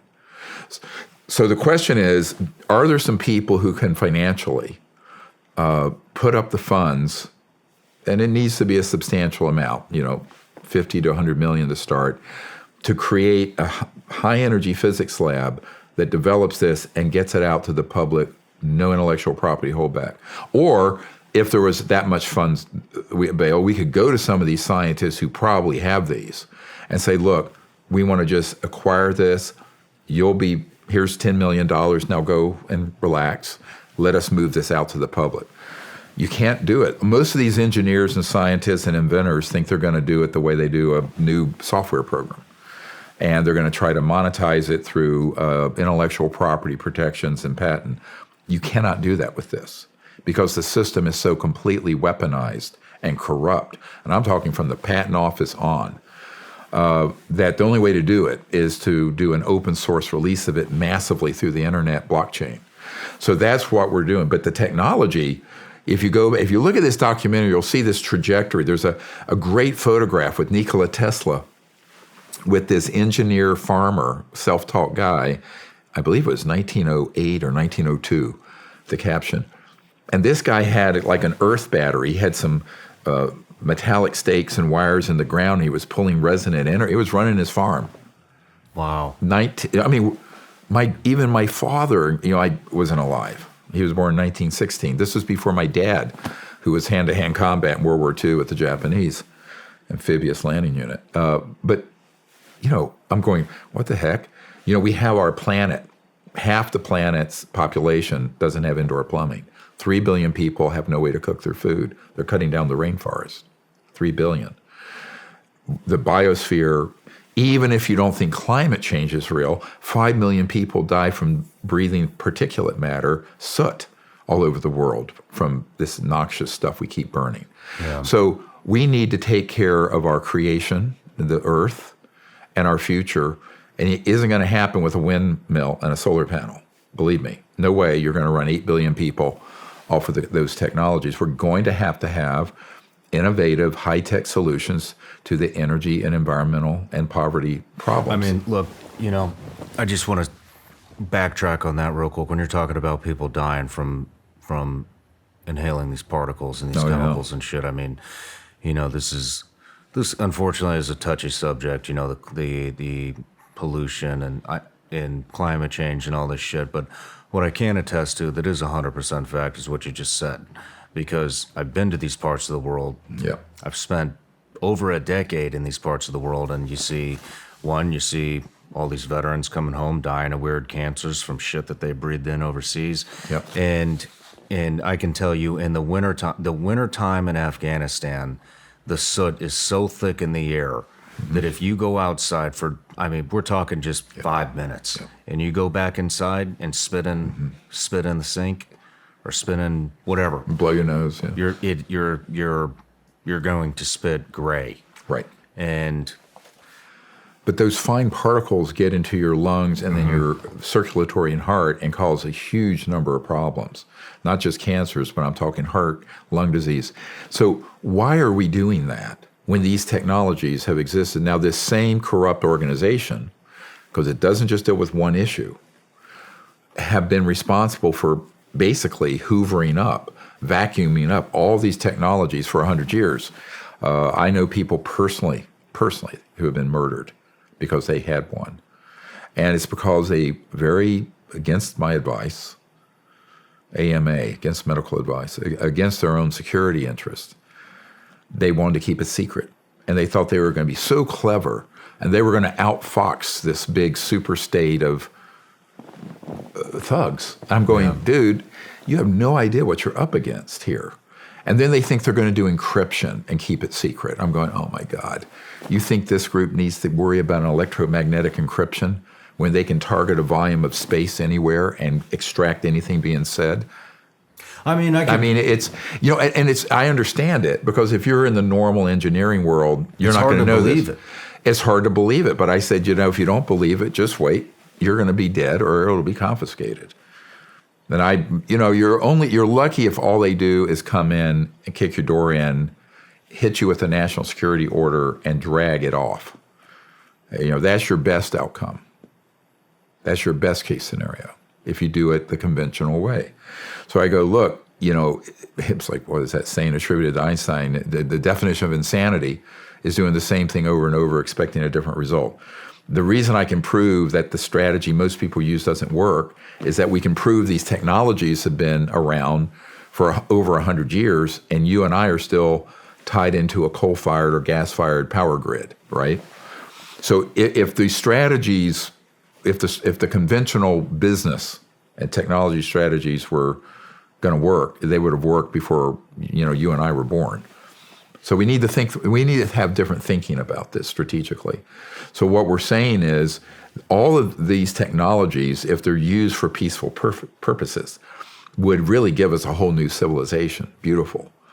Now, the downside is, given what humans are, we like to take any new technological breakthrough and weaponize it. But the truth is, they've already done that.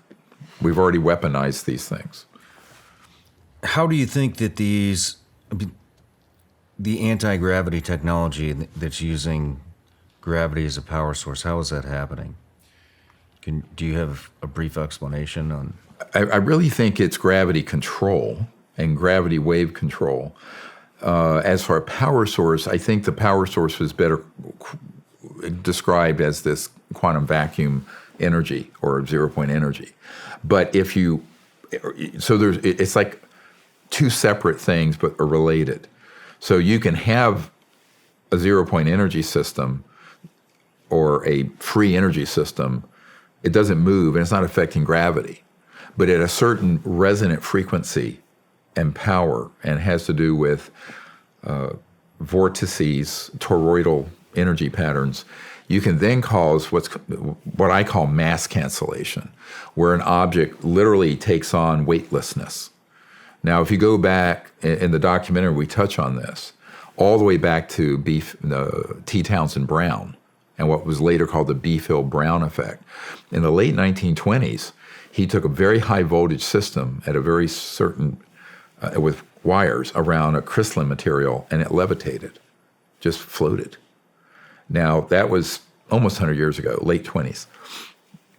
That was then the Kautsky-Frost experiment in Germany, around the same time, confirmed it. Later, the whole Beefield-Brown effect, studying very high voltage VHV systems, began to be increasingly studied and classified in the 30s and 40s. By the time World War II ended, Adolf Hitler had a disc-shaped electrogravitic, but it wasn't stable, which is why he could never use it in the war. But it was brought back to America by Paul Mellon and General Patton, and Allen Dulles. So that device actually became a very important object to study at the end of World War II. And of course, that technology got advanced greatly by studying the extraterrestrial materials that we also were beginning to acquire by using electromagnetic weapons to down the ET craft. So you had two rivers of technology being developed from the 20s, 30s, 40s that intersected with the extraterrestrial technologies, and they hybridized them. Shit. So that's what happened between 1945 and 55, that decade. How many different ways do you think how many different ways are there to harness this kind of energy? Oh, I think there are dozens. How did Tesla do it? Tesla, I think, was actually capturing resonant magnetic field energy of the Earth that's almost boundless. So there are a lot of, quote, free energy approaches. I think the ones that use these very high voltage systems that create a sort of a vector, a tap, as it were, into this quantum vacuum energy and zero-point energy field, those began to be stumbled across, but sort of episodically as a phenomenon back in the late 1800s, because that was the heyday when they were first discovering electromagnetism. And I think Maxwell and Faraday, some of these guys stumbled across this, but they didn't know what it was. You were getting more energy out than you had to put in. So I think you can have a rotational coil-based device.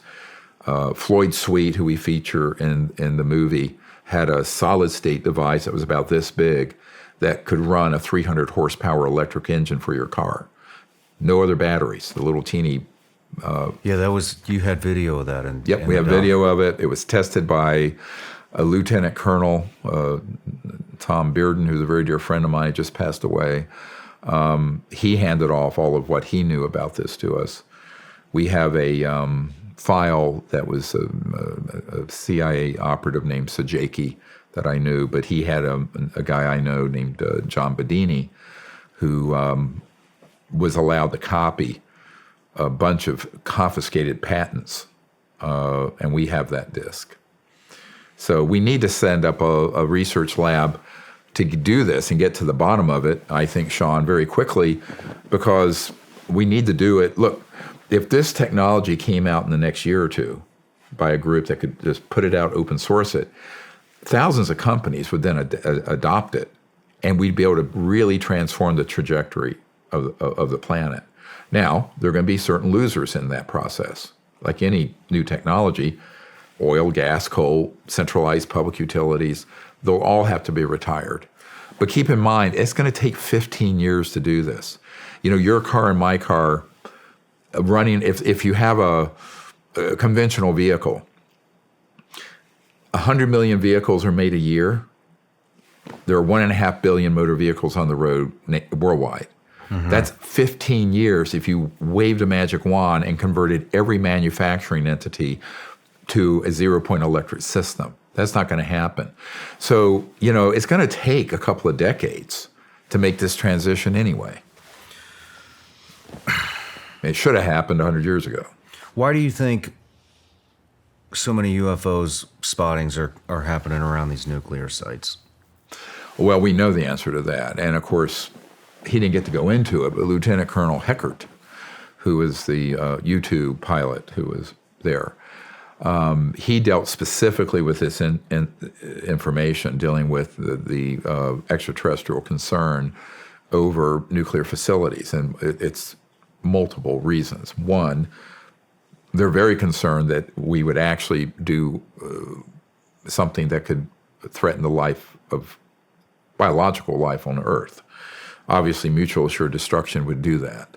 And believe it or not, these civilizations are very positively concerned with the human future. But they're also secondarily, maybe equally, concerned about containing the warlike nature of humans from being exported out into space. Now, the nuclear issue, when you detonate a nuclear device or there's an accident, everyone knows what an EMP is. We've talked about electromagnetic pulse. There's also a type of scalar pulse that goes out that literally rips through space-time, that disrupts interstellar communication and travel. This is why, I was talking to Gordon Crichton, who is an MI6 guy and a military intelligence guy in the United Kingdom, who's passed away, but he's one of our witnesses. He used to publish Flying Saucer Review that Prince Charles and Prince Philip subscribed to. Interesting. But what he said was basically when we did that, at the first atomic bomb explosion, it actually was like kicking a hornet's nest, because now Edward Teller and Oppenheimer, they didn't know that when one of those things would go off, that it would create this kind of pulse, not electromagnetic pulse, but this other wave that actually goes through the entangled cosmos in a way that is highly disruptive to other civilizations, communications, and travel. So this began to be a huge red flag went up over the Earth. Warning, this is a group of, primitive, emerging civilization that is a threat to themselves and a threat to others out there. They don't even know what a big threat this is. So the whole nuclear issue is what caused the modern era of UFO ET-related events to take place, because I think they've obviously been watching the Earth and been involved in seeing its development for millennia. There's good evidence for that. I mean, there are cave drawings from 5,000 years ago that have been carbon dated to that age that show a classic disc and with look like ET beings outside of it from France and India and all over. So I don't think it's not as if they didn't know we were here.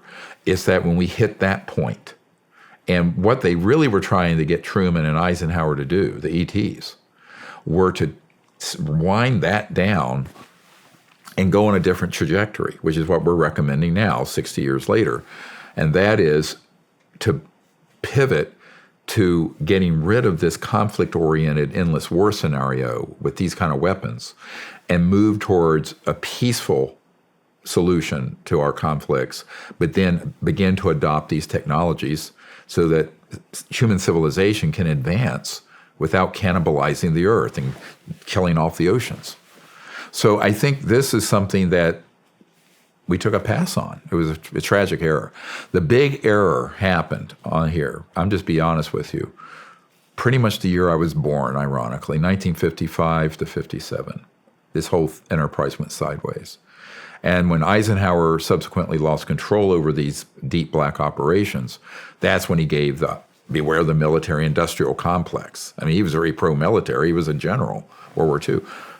And then, of course, that's why also the first director, one of the early directors, CIA, 1947, when the CIA was founded, Admiral Roscoe Hillenkoetter stated in a letter to the New York Times after Eisenhower gave that speech, and he said, the secrecy around UFOs is a threat to the national security. He didn't say the UFOs were. He said the secrecy around it is a threat to the national security. So when people ask me, are the UFOs a threat to the national security? I said the man-made ones absolutely are. The extraterrestrial ones aren't. But the secrecy around it in its aggregate is a dire threat to world and national security, no question. In the documentary, you talk about some of the UFO technology. The metal is so pure it cannot be replicated. Can you expound on that a little bit? Yeah, so we think, if you're driving a car or flying on a Boeing 737 or whatever, we dig that stuff up, aluminum and metal. We smelt it, refine it, roll it, put it together, rivets, welding, etc. An extraterrestrial vehicle and all its components are not made that way. They are made by creating a sort of an ultrasonic, very high-tech wave that pulls, let's call it the substrate, the elementals that are subatomic, together on, if you can visualize this, like almost like a blueprint in energy, and it materializes it. So it's seamless. Even the parts that are in it, anything that's energy or electronic related, is on a nanomolecular level entwined in it. But this is why it's very hard to study this stuff. I mean, it's not like taking apart a Soviet MiG or something. I know the men who worked on these projects, and I mean, you're dealing with really extraordinary, elegant, beautiful material sciences and matter. And that's why the materials are so pure, because they're not dug up and refined. They're actually assembled from this baseline energy-matter interface in space-time. And make it real for you. There was a captain on a Navy contract vessel back in 62 or 3, and before he died, he contacted me. Great guy. And he had been, they were testing the Atlas rockets for intercontinental ballistic, but these didn't have nukes on them. They were testing the rocket and guidance systems way back. And they had a lot of UFO sightings because the ETs were watching how we were developing in kind of this breakout speed with thermonuclear weapons and intercontinental ballistic, Cold War. And one night, they had an object on radar. It was triangulated. They had it on ship radar. So the captain has this guy say, hey, look, we have this boogie. And then it got confirmed from the command center. And they said, because they were able to do that, unfortunately, they triangulated it, and it was hit with some kind of weapon. This was 63. And it dropped, boom, like a rock right into the South Atlantic Ocean. So he was vectored over to the estimated point of impact and was there to retrieve it. And I have his whole story. And he never wanted to come forward because even when he had to have surgery once, they had an intelligence guy in there when he was under anesthesia to be sure he didn't talk about this. But I have his whole information. So what happened is that when he got to the site, there was about a 6x6 pod, and they pulled it up on the ship. And it wasn't the whole craft. The whole craft had gone down, but apparently there was some sort of one molded thing, and there were 4, I'm going to use his language, little men that look like the color of a Sicilian, kind of brown, but 39 inches tall, no hair, and also no external ears, no pinna, flaps, very fine featured. But the reason he contacted me, and this is why this is so funny, I've debriefed over 1,000 men like this. He said, I can't figure out how they got in and out of their uniforms. So they had a one-piece uniform, now no zipper and no buttons, and no visible way they could get them out of this thing. And he says, how do they put them on? I said, well, they don't need a zipper or a button because they are kind of materialized around them and then dematerialized off using this technology, this very advanced transdimensional physics. And he went, oh my God, I would have never done it. I said, no, I mean, it's how they're doing it. So this is why people who encounter an actual ET craft or the EBINs, extraterrestrial biological entities, and they see even their clothing, none of it tracks because it's so far advanced. Well, there was another, maybe, I can't remember if it was 1 or 2 of the whistleblowers that spoke about this. They spoke about, or maybe it was you talking about it, but when they got into the craft, the inside of the craft seemed almost infinite. Yep. That was one of my. I was representing a whistleblower who is not ready to be unmasked yet. He still doesn't want to be known publicly. But yes, because you have a dimensional space shift as well. So an object that looks 30 feet across, you go in, and it was so big, if you'd thrown a football, you couldn't hit the other side of it. So, again, all of this gets into an understanding of physics that, unfortunately, we're not teaching our kids the real physics, the science of anything. I mean, we're all locked 100 years. This is the other part of the lost century I talk about, is that it has to do with medical technologies. I mean, as a doctor, I've seen some things that, oh my God, if we had that, the lives that could be saved. Spinal cord regeneration of lost limbs. You've seen this stuff? Yeah. At an underground lab on the Mexican-Texas border. Yeah. Sad. Yeah. How are you getting access to this? The people who like what I'm trying to do, that are in the system, take me. And I went to one place, a very funny story, and they had the Marines there. There was all these checkpoints, and the guy said, finally we got to the last one, and this was a facility, I won't say where it was, but I mean basically World War III, for all submarines to be run out of there. And my escort, my military advisor, finally we got to this last point where you go into the inner, it's this huge place, deep, and the guy goes, and what is Dr. Greer here for? And he says, you don't have a need to know. So he played the same need to know thing. I went in. So beyond full disclosure, I've never worked for the government or a contractor. I have no clearances. I don't want a clearance. But there are people who know that what we're doing, we're fighting the good fight. And the people in the system, a lot of them are very good people. This is what a lot of people need to understand. They got trapped in a system where you get read into more and more of these compartments. Next thing you know, you're in something. And the guys, as I say this, I want to make a call for more whistleblowers watching to come out. There are guys out there watching your show, Delta Force, Navy SEAL, people in aerospace industry, various military commands that have dealt with or seen this, and they need to come forward because now there's a safe pathway for them to do it. And if you're corporate, now there's a 6-month clock on you. And we let me be very clear. We know who you are and where your assets are. And after those 6 months, you're subject to criminal prosecution, and you'll be lucky if that's all you're subject to. So this is getting very serious right now. That's why I'm on your show. There's a 6-month window. Yep. When does that expire? From the date this bill is finally signed. I mean, it's out of committee, it's going to be voted, and then it's an amendment to the intelligence bill. Okay, so it's not actually, we're not wrapped up with that No, yet. it's done. It's pretty much, it's done. But it's not in effect yet. I'll have to ask my guy who's shepherding it through. Okay. Yeah. I think it is, actually. Let's talk about the secret air show in 1988. Norton, yeah, Air Force Base.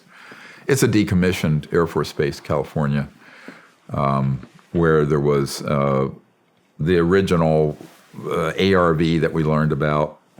Apparently, it had mercury component parts from 1959-60 time period. And it was sort of a circular object, came up to it like a cupola. You see the drawings we have. And we have a man who was at that air show who described it in full. It had scorch marks and other things on it, and they had been told at this secret air show that it in fact had been out in the solar system, out in the space and back. This is late 1950s, early 1960s. Now, ironically, my uncle who worked on the lunar module, put the first man on the moon, that was 1969. So they're working one track at Grumman, which became Northrop Grumman, but then in these deep black projects, they have these things that are zipping out there. And that is 100% true. My understanding, it did not have interstellar capability. It did not have teleportation capability. It didn't have any of that really exotic. But it was a energy, free energy combined with anti-gravity, where they could get that up there and go out into space and other places. So that air show, was basically showing some old antique ones, right? This is 1988. This bird was from the late 50s, early 60s. And they had 3 of them. One was about 25 feet, I believe, 150, and one 100 feet across. Now, Mr. Herrera, by the time he was in, 2009, whenever it was, in Indonesia, that one was 300 feet across, man-made. Think of it. Think of the length of a football field round, floating. How are you able to tell which one of these are man-made versus ET? At a great distance, you would know. If you're up close enough, the man-made ones are going to have components, protrusions, electromagnetic. Often they're going to be seams, welding marks. Underneath there could be pipes and other things. It's very clearly a man-made machine. The extraterrestrial ones, seamless. They're extruded in this process of how they create them. Even the light they give off is very different because it's coming through such pure material science, extremely pure materials. And then if you we're still in the infancy stages we're still in the infancy stages of this compared to. I'm afraid in 2023 we're certainly not in infancy. We have technologies and material science that are far beyond. Look at what Stephen Digna talked about, that Raytheon device. Out of 1 million people who would have seen or touched that thing, 1 million of them would have said it was extraterrestrial. No one would have thought we had that kind of technology. AI, organic quality to it. That, if you look at his testimony carefully, but that's how they've been getting away with doing the abductions, the quote alien abduction hoax. The way they've been able to do it is have technologies and also creatures that look like they're gray or reptilian or whatever. I know men who've worked on them, actually fabricated them. Those are man-made. And they're used for their psychological warfare purpose. This is one thing I would love to get Dr. Jacques Vallée to release this document he has from 1985. It's a CIA official document, and it describes the CIA conducting abductions, alien abductions in Brazil and Argentina, quote, for their psychological warfare value. Now, this is now, almost 40 years ago, 38 years ago. So those sort of projects, aside from being a crime in any jurisdiction anywhere on the planet, and a crime against humanity, is creating this false flag psychology, the preparation, because people are brainwashed thinking the aliens are mutilating and the aliens are abducting us. They have no need to do that. That's this disinformation campaign using incredibly high-tech technologies that we've studied from the extraterrestrials. So this is one of the real problems, is that a little knowledge is a dangerous thing. And this was my concern when David Grush started talking about an event where, the aliens were murdering people. I'm going, and that went all through Capitol Hill. I'm going, I know that incident. That was us. So people, and I don't think he understands, because he's a young man, the problem of having a little bit of information on this and thinking you know a lot is that you're going to step into a booby trap. And the booby trap is being played by the very unconstitutional criminals that people like him were trying to uncover. You were working with Grush, correct? We had met in March of 2022 in Culpeper, Virginia. I was asked to meet with him, and he had a security guy there with him. And I told him, look, I'll cooperate and get you anything you need. And so over about a 14-month period, until he told me he was leaving the U.S. government in April of this year, we would, periodically, occasionally we spoke through an encrypted system. Usually it was encrypted texts. But I have all these. This is, correct me if I'm wrong, this is the guy that he was just in the news. Yeah. Mm-hmm. And he came out that there was a downed craft. We retrieved it right. with bodies, correct? Yes. And those were a lot of this information I was providing to his bosses. And then he was in a field operation to go out and get to places. Now, he never got in to see it firsthand, but he talked to people, of course, that knew about it. I mean, this actually hit the mainstream media, Oh, yeah. correct? Mm-hmm. Yeah, yep. So, he's not the principal person I've been dealing with. The principal person would be the equivalent of a 2 or 3 star general if he was still in the military. But I think that, my goal in all of this is that if someone is trying to do this on behalf of the legal government of the United States, I will give them any information I have. But we have a lot. I mean, our repository of intelligence on this by far is the largest in the world, certainly exceeds the legal government of the United States. I will say that for a fact. Now, my concern is that when you go from that to then falling into the clutches of folks in the UFO community, who then start giving you these tall tales of all these horrible things the aliens have been doing, I'm going, yes, but you haven't been read in to that part of the project. So this is like an onion, a stinking onion. You peel 500 layers of this onion back, and there's 500 more. And this is where a little bit of just superficial knowledge is a very dangerous thing, extremely dangerous.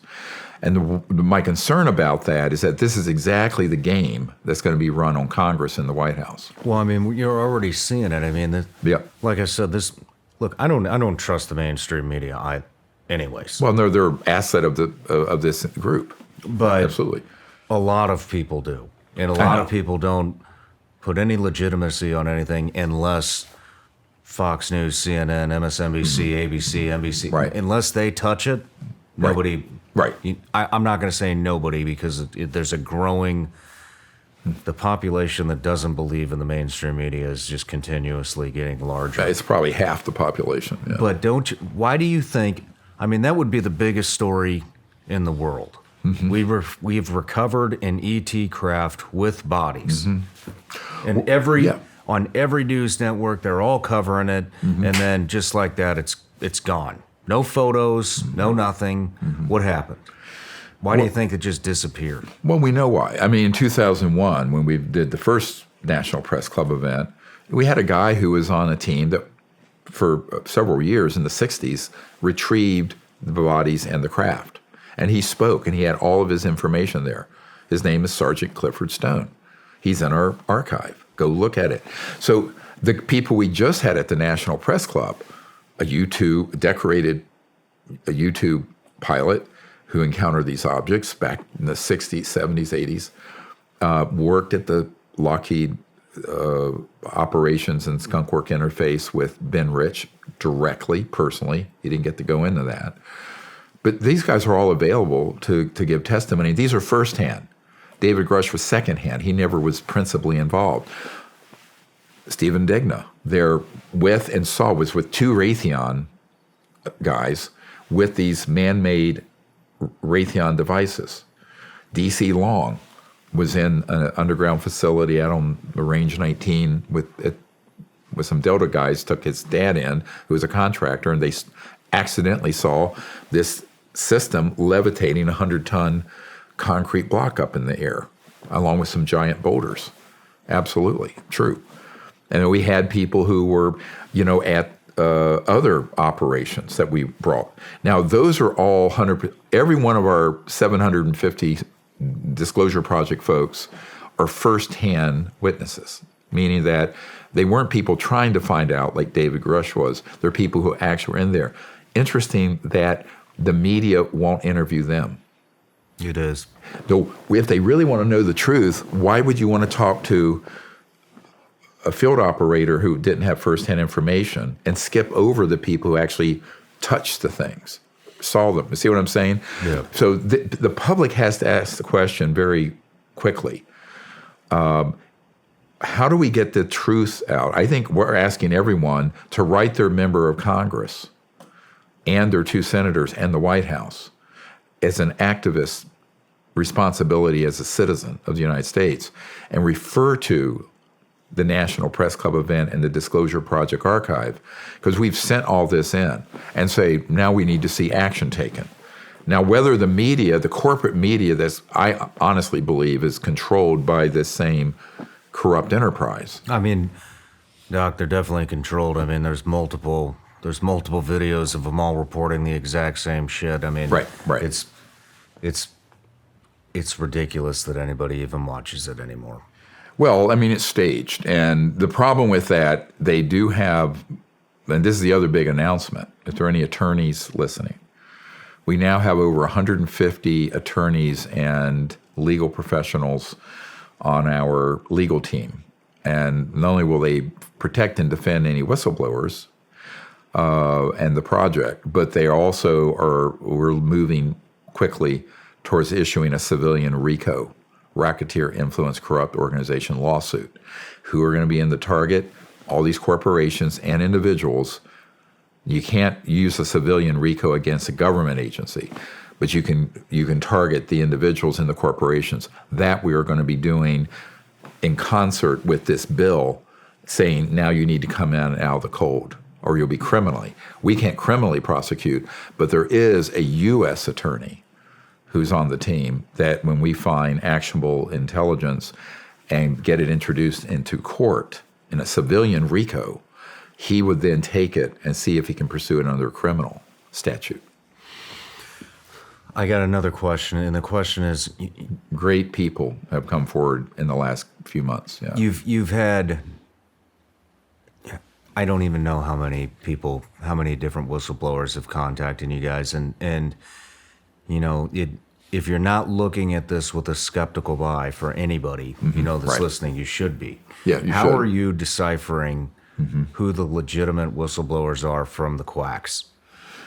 First of all, we asked for them to give evidence of they were, who they were, where they were.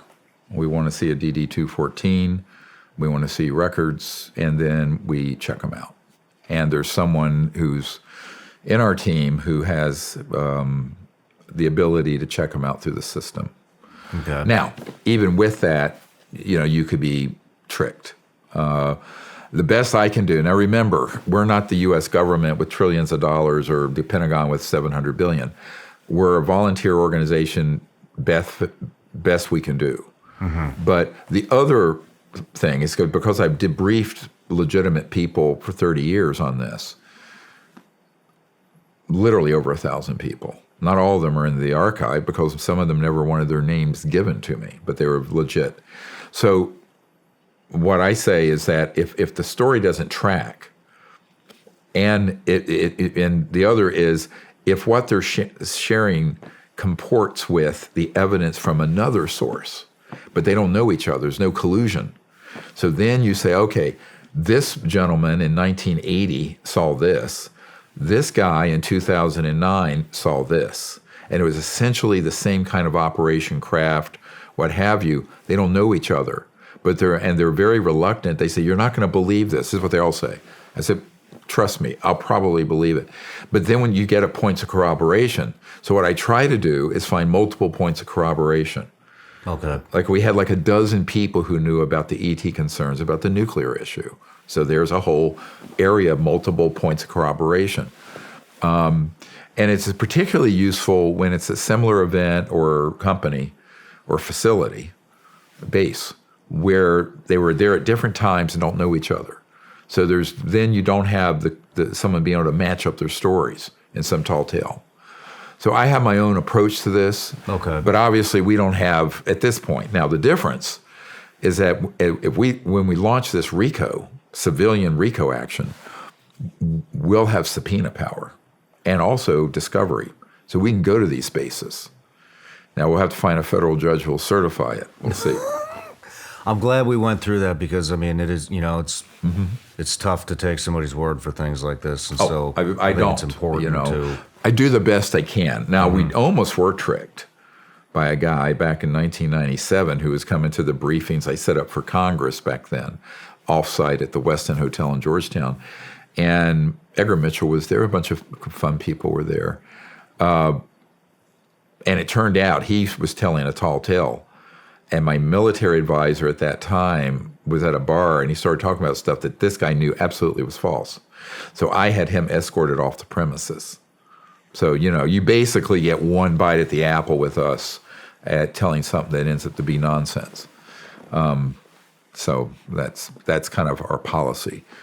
But we, because we don't have any kind of our budget for all of this has been volunteers and a few donations and people who are devoted to it. So we can do only what we can do with the assets we have. Well, you got a lot of assets. I mean, we talked about your crowdfunding capabilities earlier, and those are quite impressive. Right. So we do the best we can, you know. But I always tell people I'm confident of the ones that we're putting forward and of the ones we have in the archive, which have not come forward. And listen, anyone listening, you can come forward and only give information to me that you think is useful. If you want to go to the Arrow process and be protected under the new law and give your testimony, we can do that. If you want to come out publicly, we can do that. It's really up to the person to determine if they were in special forces or Lockheed scientists or whatever, how they want to do it. We just want as many people to come forward because there's strength in numbers. But here's the other thing, Shawn, we really need. We need to continue to grow the current state-of-the-art knowledge of where facilities are, operations, code numbers, code names, all that.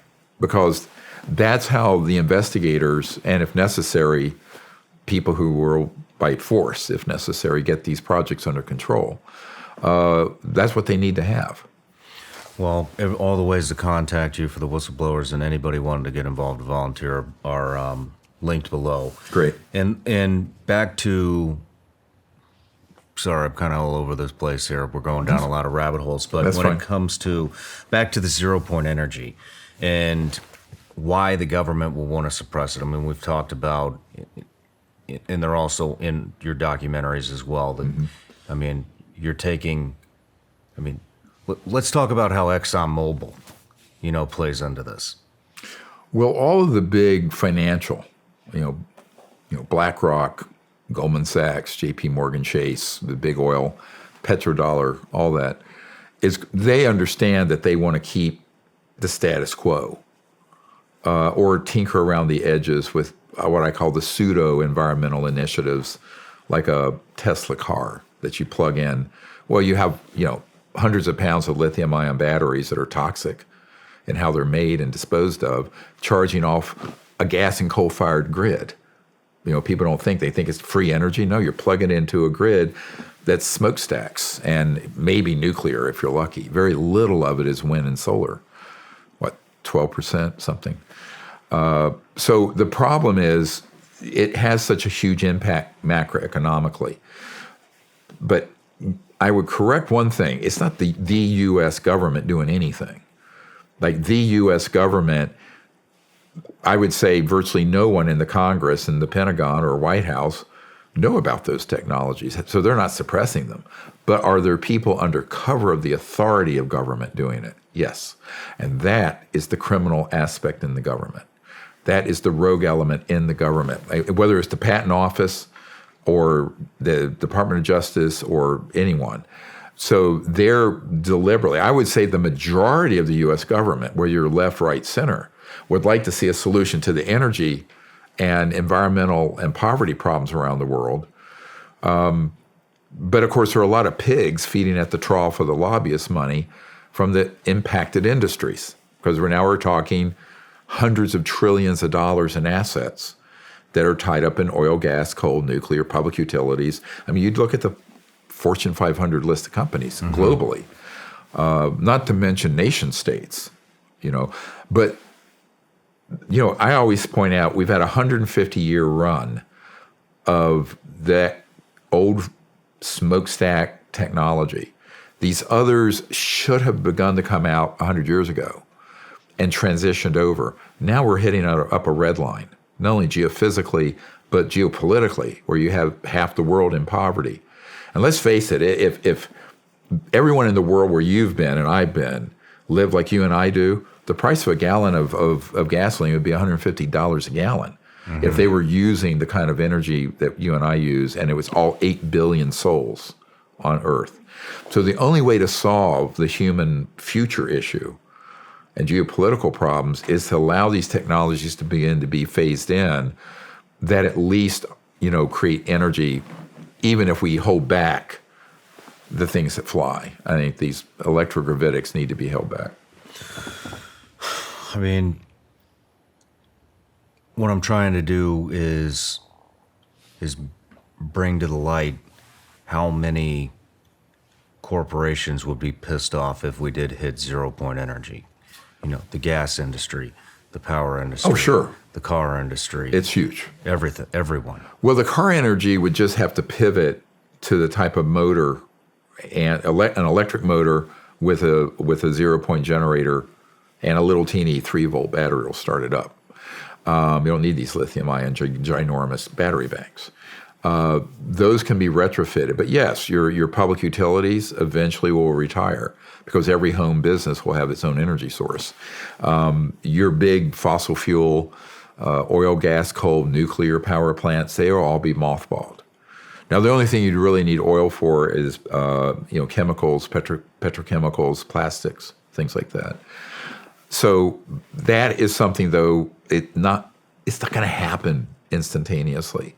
As I said earlier, this is like a global Marshall Plan to rebuild the planet and regain this 100 years of lost social evolution for our civilization. But we squandered 100 years. And I don't think we have 100 years left to fix it. I don't think we have 20. So I think that well within your lifetime, and probably mine if I live old enough, certainly my grandchildren, we're going to need to have this established and done, or we're going to be in a true existential crisis. So you have multiple crises coming in at once. You know, the secrecy around UFOs, which is part and parcel keeping secret these technologies, right? And who is that benefiting?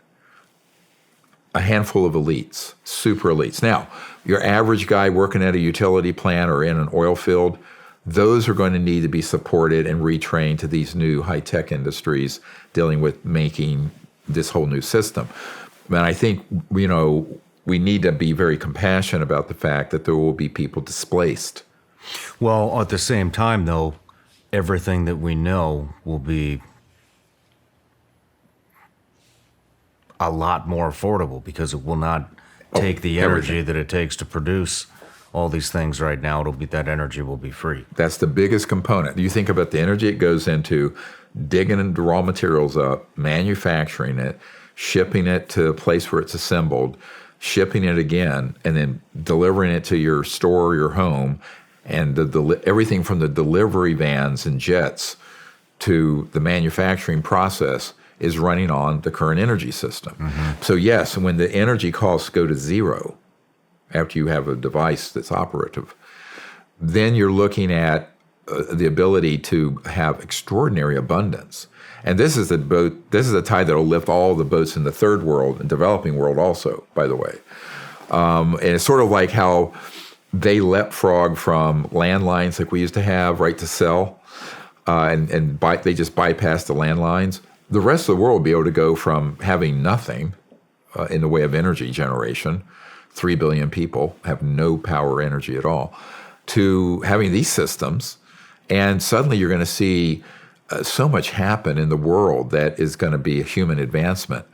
And aside from the air and everything becoming pristine and clean, there are going to be such great opportunities for, the dispossessed people of the world, which I think if you don't pay attention to that, this is how you end up in disgruntled segments of the population in the world that later become terrorists or adversaries. So I think looking at this in the largest possible way, it's a win-win for everyone if we take care of the workers that would be displaced. As for the mega giant corporate entities, they just need to pivot to these new technologies and realize that era is over. Let's talk about some of the ways that they are suppressing these methods of free energy. Black shielding. Yep, easy. I know guys who have had this happen where they pick it up, they'll get a buyout. Oh, here's $50 million. Lieutenant Colonel Bearden had a man who had one of these devices back years ago, and the guy didn't have a pot to pee in, and he was very, sort of this inventor, bootstrapping it. Thing was real. It was a real free energy device. And next thing you know, is he's driving around in a Lamborghini and wearing Armani suits. Well, he got basically paid, but he said, yeah, I can't talk about that. It was bought. It was put on the black shelf of a corporation. There it sits. So with enough money, you can pretty much buy out. What's your number? In other words, because if you're protecting a $900 trillion asset base, what is $50 million? Nothing, right? So, and I know many people have had this happen. So that black shelving goes on all the time. The other, of course, and then you get into more nefarious activities. National security orders. Yep, NSOs. We have one in the film. It shows the patent office slapping a national security on a patent application of an inventor I know, whose lab I have been in. Patent seizures, financial entanglements, yep, legal entanglements, credible threats, scientific fraud. What do you mean by scientific fraud? Well, this is where they will deliberately take a device and cause it to be altered so it doesn't work, but they trick people to get money out of them. So in other words, I've actually been a victim of a couple of these. Very clever. But it's basically where you try to siphon off the resources. There's a big venture capital guy I know. He was almost taken last year for $150 million by a group that was going to put it into a fraudulent effort. But so by intercepting that man's interest, they would then, of course, sideline him. So his financial interests were not going to something productive. That was deliberately being put into a fraudulent sting operation. I've seen a number of these. Media corporation. Well, the media, part of the problem is that even if you have one of these devices, is the media going to report on it honestly? Well, it's just like the UFO issue, which is another reason why we need influencers like yourself, but also some of these celebrities that have supported what we're doing. Because my view is that if we had one of these things right here on the table and it worked, and we tested it, reproduced it, had plans for it, the first 30 that we would make would go to some key people in D.C. and some big-time celebrities that have their house running on it. And you'd have 2 billion people find out about it in a matter of days. Because what you have to do is figure that the corrupt influences in the scientific and media community that have kept the UFO issue secret are going to kick in on this. So you have to develop a strategy to work around that. I liken that we need to be sort of water flowing, and if there's a huge boulder in front of us, we flow around it or find a way around. Because there are going to be these obstacles, and there have been. And that's one of the big problems. If the media had done its job on all these issues, notwithstanding their lip service to the environment and climate change, if they had done their investigatory job as the fourth estate and a free press, I wouldn't have had to leave my medical career. So the biggest liability here is with the media. WetWorx. Well, that's just a term used at the agency for assassinations and targeted killings. It's just a slang, but wet comes from blood, obviously. But yeah, a number of people, one in particular I worked with very closely, was killed. And I think others have been over the years, because they didn't do anything rational. Here's how I'll be honest with you. If you have this kind of information, you're sort of holding a hand grenade in your hand that the pin's been pulled. If it's a legitimate system, because there are all these corrupt interests that'll do everything in their power to keep it from going from your lab out to the public.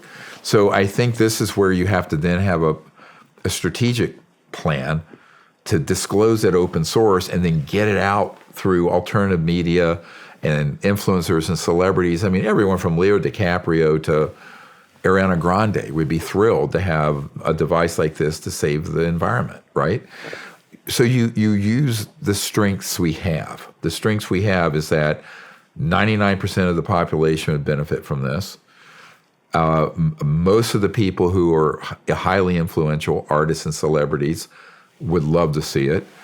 And even the corrupt politicians once the public demand it, they'll have to do it. They'll have to say, yeah, thank you for your donation, ExxonMobil, but we're still going to have to support this. So a lot of this comes down to the public we the people, stepping in on this. I think it's a huge mistake to think that the government of the United States or a big corporation is going to do this. Yeah. The history shows they will not. Yeah, that's for damn sure. We're running out of time here. I know you got a flight to catch, but there's a couple of things that I wanted to ask you, one of them being MAGIC, the organization that runs covert projects. Mm-hmm. Can you expound upon that a little bit? Well, the majority Joint Intelligence Committee. It's a name that's been used back in the old days. There was allegedly a group called Majestic 12. That was a group in the Truman era and early Eisenhower era. But it's basically a committee. It's transnational. It's people from different countries that are on the upper end policy group of this whole problem. And there are a number of people who've been involved over the years. Certainly Admiral Bobby Ray Inman, former Vice President Dick Cheney, George H.W. Bush, a number of people, and I've met with some of the others. And they pretty much determine policy on these sort of big global issues. And part of their portfolio would be the UFO issue. Part of it would be all this new energy issue because they're hand in glove, the same thing. Yeah. And then there are other problematic agendas. How many people do you think are involved in this? Well, I think at the upper level, my understanding is about 200 or 300 folks. Globally? Mm-hmm. Yes. Oh, yeah. It's totally global. You know, I tell people it's not international the way we think of the State Department, and it's transnational. So they basically maneuver, and also in other countries. This organization moves with alacrity across all boundaries with these sort of assets, these sort of man-made UFOs, and can do all kinds of operations with they don't need the permission of the host legal government. So this has become a global power. When Senator Inouye said there exists a secret government with its own Air Force, its own Navy, its own funding mechanism that's above the law and free from the law itself, right? He was chairman of the committees back then. And then he confirmed to my attorney, when my attorney, Derek Garcia, was a young intern up on Capitol Hill, that in fact he had seen the 2001 Disclosure Project event, said, yep, Senator Inouye said, all that's true, and there is a secret government running all this. So I tell people, don't take my word for it. Listen to this high-ranking senator. There have been a number of people who tried to blow the whistle on this and point people in the right way, and no one followed up on it. And I think we're reaching a point now where I think we're out of time to let this stretch on for another even 2 or 3 years. My understanding is that if within 6 to 12 months, the results of this new bill is not forthcoming. In other words, if these corporations and individuals don't capitulate and provide what they have to the legal U.S. government, then force will be necessary. Which brings us to the strike team. Yeah. Yeah. Do you want to talk about the strike team? I'll just say carefully that people who are utterly fed up in the legal government, who have the means to do something beyond a hearing, that are, special operators and what have, absolutely a clock has been set. Let's talk about... And the reason for that is they now realize that the organizations doing this are treasonous, and they are subverting the interests and the national security of the United States. And the rogue elements, the worst, are doing all kinds of crimes under cover of Pentagon or under cover of agency, under cover of the government. Excuse me. This is a complete abuse of power. So is this strike team from the U.S. government? I don't want to comment beyond that. It would be it'd be an authorized operation against these illegally run rogue elements. Okay. Okay, and obviously with full rights to do so. So obviously, and the real question becomes, those guys, anyone involved with that, would need to have enough detailed information about what the adversary has, right? You're going to walk into an ambush otherwise. So one of the things we have to do is get as much good, detailed information on methods, assets, where they're located, where the bases are, where the entries are, what technologies that can be deployed as a countermeasure. But we're all hoping this never has to happen. Because if the American people listening would actually take action, and the members of Congress and the White House would begin to take this very seriously, all of that could be avoided. And so my hope is that there's a smooth, non-kinetic solution. Let's just put it that way. Completely unrelated to that. Yeah. The Hopi prophecy. Yeah, the Hopis. Well, this is interesting because the time we live in, many people feel, many ancient peoples, and even scriptures, related to the time of sort of the ending of one whole era and the opening of another. And I think that's the truth. I think we're at this point of transition between an old world and a new one. Now, some people say it's the end of the world. I said, no, it's the end of the old world and the opening of a new one. So in the Hopi prophecy, the Hopi prophecy rock, there's one line that terminates, and that's our civilization terminating if we don't get this right. There's another one where then it takes off and it goes off into infinity. So it's like humanity, as I see it, is at this critical juncture where we need to choose whether we're going to go forward and keep going for hundreds of thousands of years and go out into space peacefully, all of it, or we're going to blow the whole system and have a terminal situation. So the Hopis had this in their prophecy. Who are the Hopis? There's a Native American tribe in the desert Southwest. Okay. Yeah. Mm-hmm.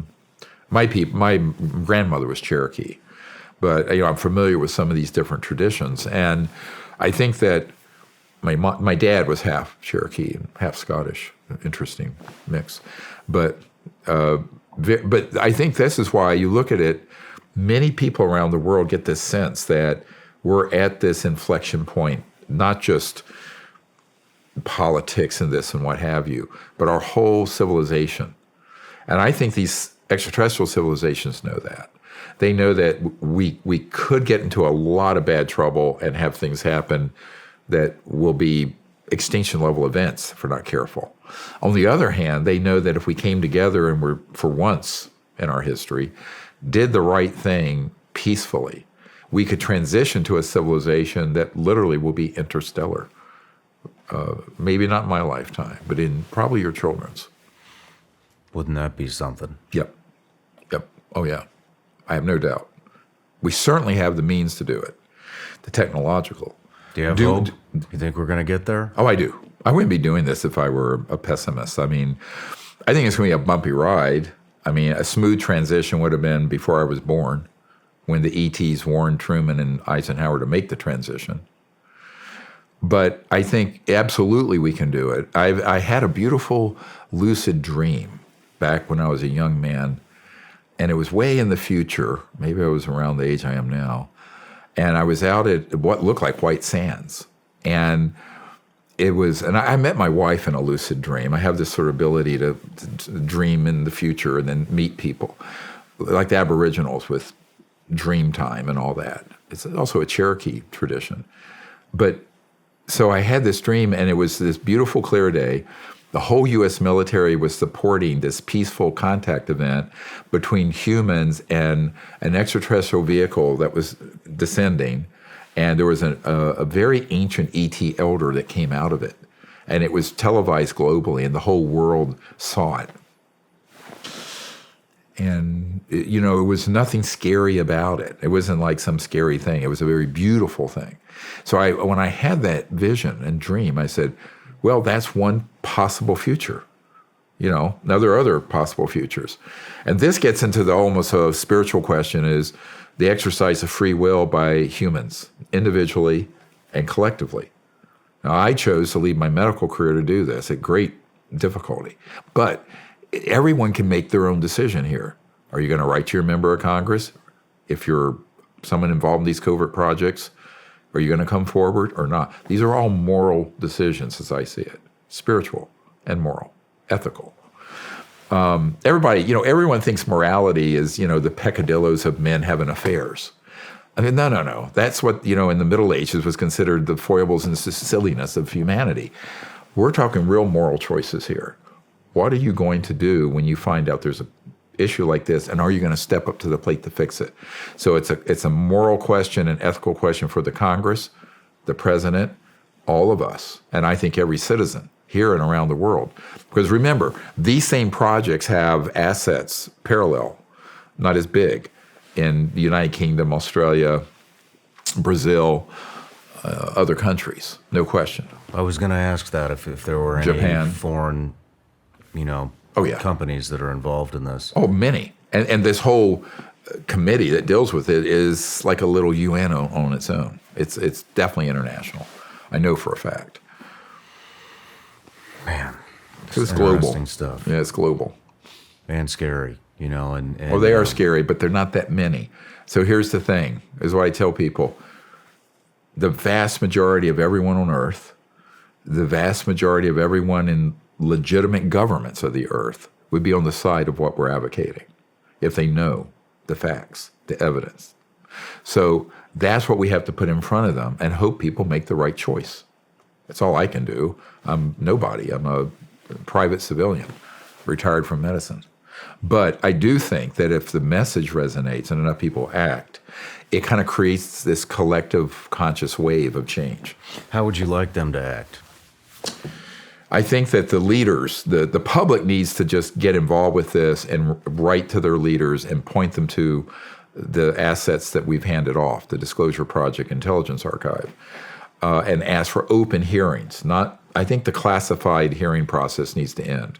We need to go to open hearings. And I know that's what Congressmember Chet and Comer, the chair of the Government Oversight Committee, and I understand the Speaker of the House all think there should be open hearings on this. The risk there is that they all get gaslit, like I was talking about. But this is where the public needs to weigh in and say, don't be fooled by this other disinformation trajectory that's going to be put in front of you. Like last year, the Pentagon released 1,500 pages of material from Dr. Kit Green and others that are involved in these clandestine operations with alien mutilations and abductions and people being burned. And every one of those cases in there, I know for a fact, were done by humans, masquerading as an alien encounter. So the risk of having people at the National Security Council and the Congress being deceived because they have no information is very great. And this is where, as Eisenhower said, only an informed citizenry can avoid our loss of our democracy. He said it. I'm paraphrasing. If you look up that speech, an informed citizenry. So that's why guys like you are, I think, so key to this, is helping to get the information out. Well, thank you.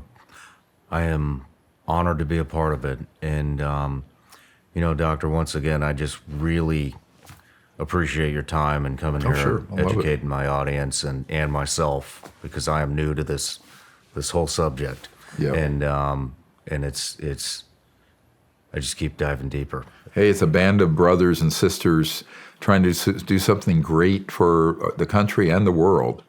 And I remember my mother's ancestors were the first POWs against the British in the American Revolution. And they were this little ragtag. They really were. I mean, George Washington, all of them. And look what they were going up against, the British Empire. But they won. Yep. So I always tell people, you have to have, the human spirit is capable of achieving great things when we come together and do it. So that's what we need to do. Very true. And, I'd like to end this. Eisenhower warned us about the military-industrial complex, and I'm going to play a speech at the end of this. Great. He warned us about this a long time ago, and here it is. 1961. A vital element in keeping the peace is our military establishment. Our arms must be mighty, ready for instant action, so that no potential aggressor may be tempted to risk his own destruction. Our military organization today bears little relation to that known of any of my predecessors in peacetime, or indeed by the fighting men of World War II or Korea. Until the latest of our world conflicts, the United States had no armaments industry. American makers of plowshares could, with time and as required, make swords as well. But we can no longer risk emergency improvisation of national defense. We have been compelled to create a permanent armaments industry of vast proportions. Added to this, 3.5 million men and women are directly engaged in the defense establishment. We annually spend on military security alone more than the net income of all United States corporations. Now, this conjunction of an immense military establishment and a large arms industry is new in the American experience. The total influence, economic, political, even spiritual, is felt in every city, every state house, every office of the federal government. We recognize the imperative need for this development, yet we must not fail to comprehend its grave implications. Our toil, resources, and livelihood are all involved. So is the very structure of our society. In the councils of government, we must guard against the acquisition of unwarranted influence, whether sought or unsought, by the military-industrial complex. The potential for the disastrous rise of misplaced power exists and will persist. We must never let the weight of this combination endanger our liberties or democratic processes. We should take nothing for granted. Only an alert and knowledgeable citizenry can compel the proper meshing of the huge industrial and military machinery of defense with our peaceful methods and goals, so that security and liberty may prosper together.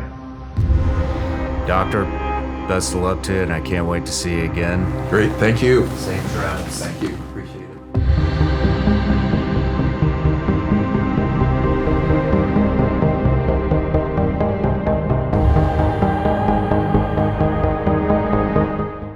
Hey everybody, I'm Shawn Ryan. Click here to subscribe to the Shawn Ryan Show YouTube channel for the hottest and most compelling interviews that you will not see anywhere else. I've also made a playlist of all the previous SRS episodes so they're easy to find. You can find that right here.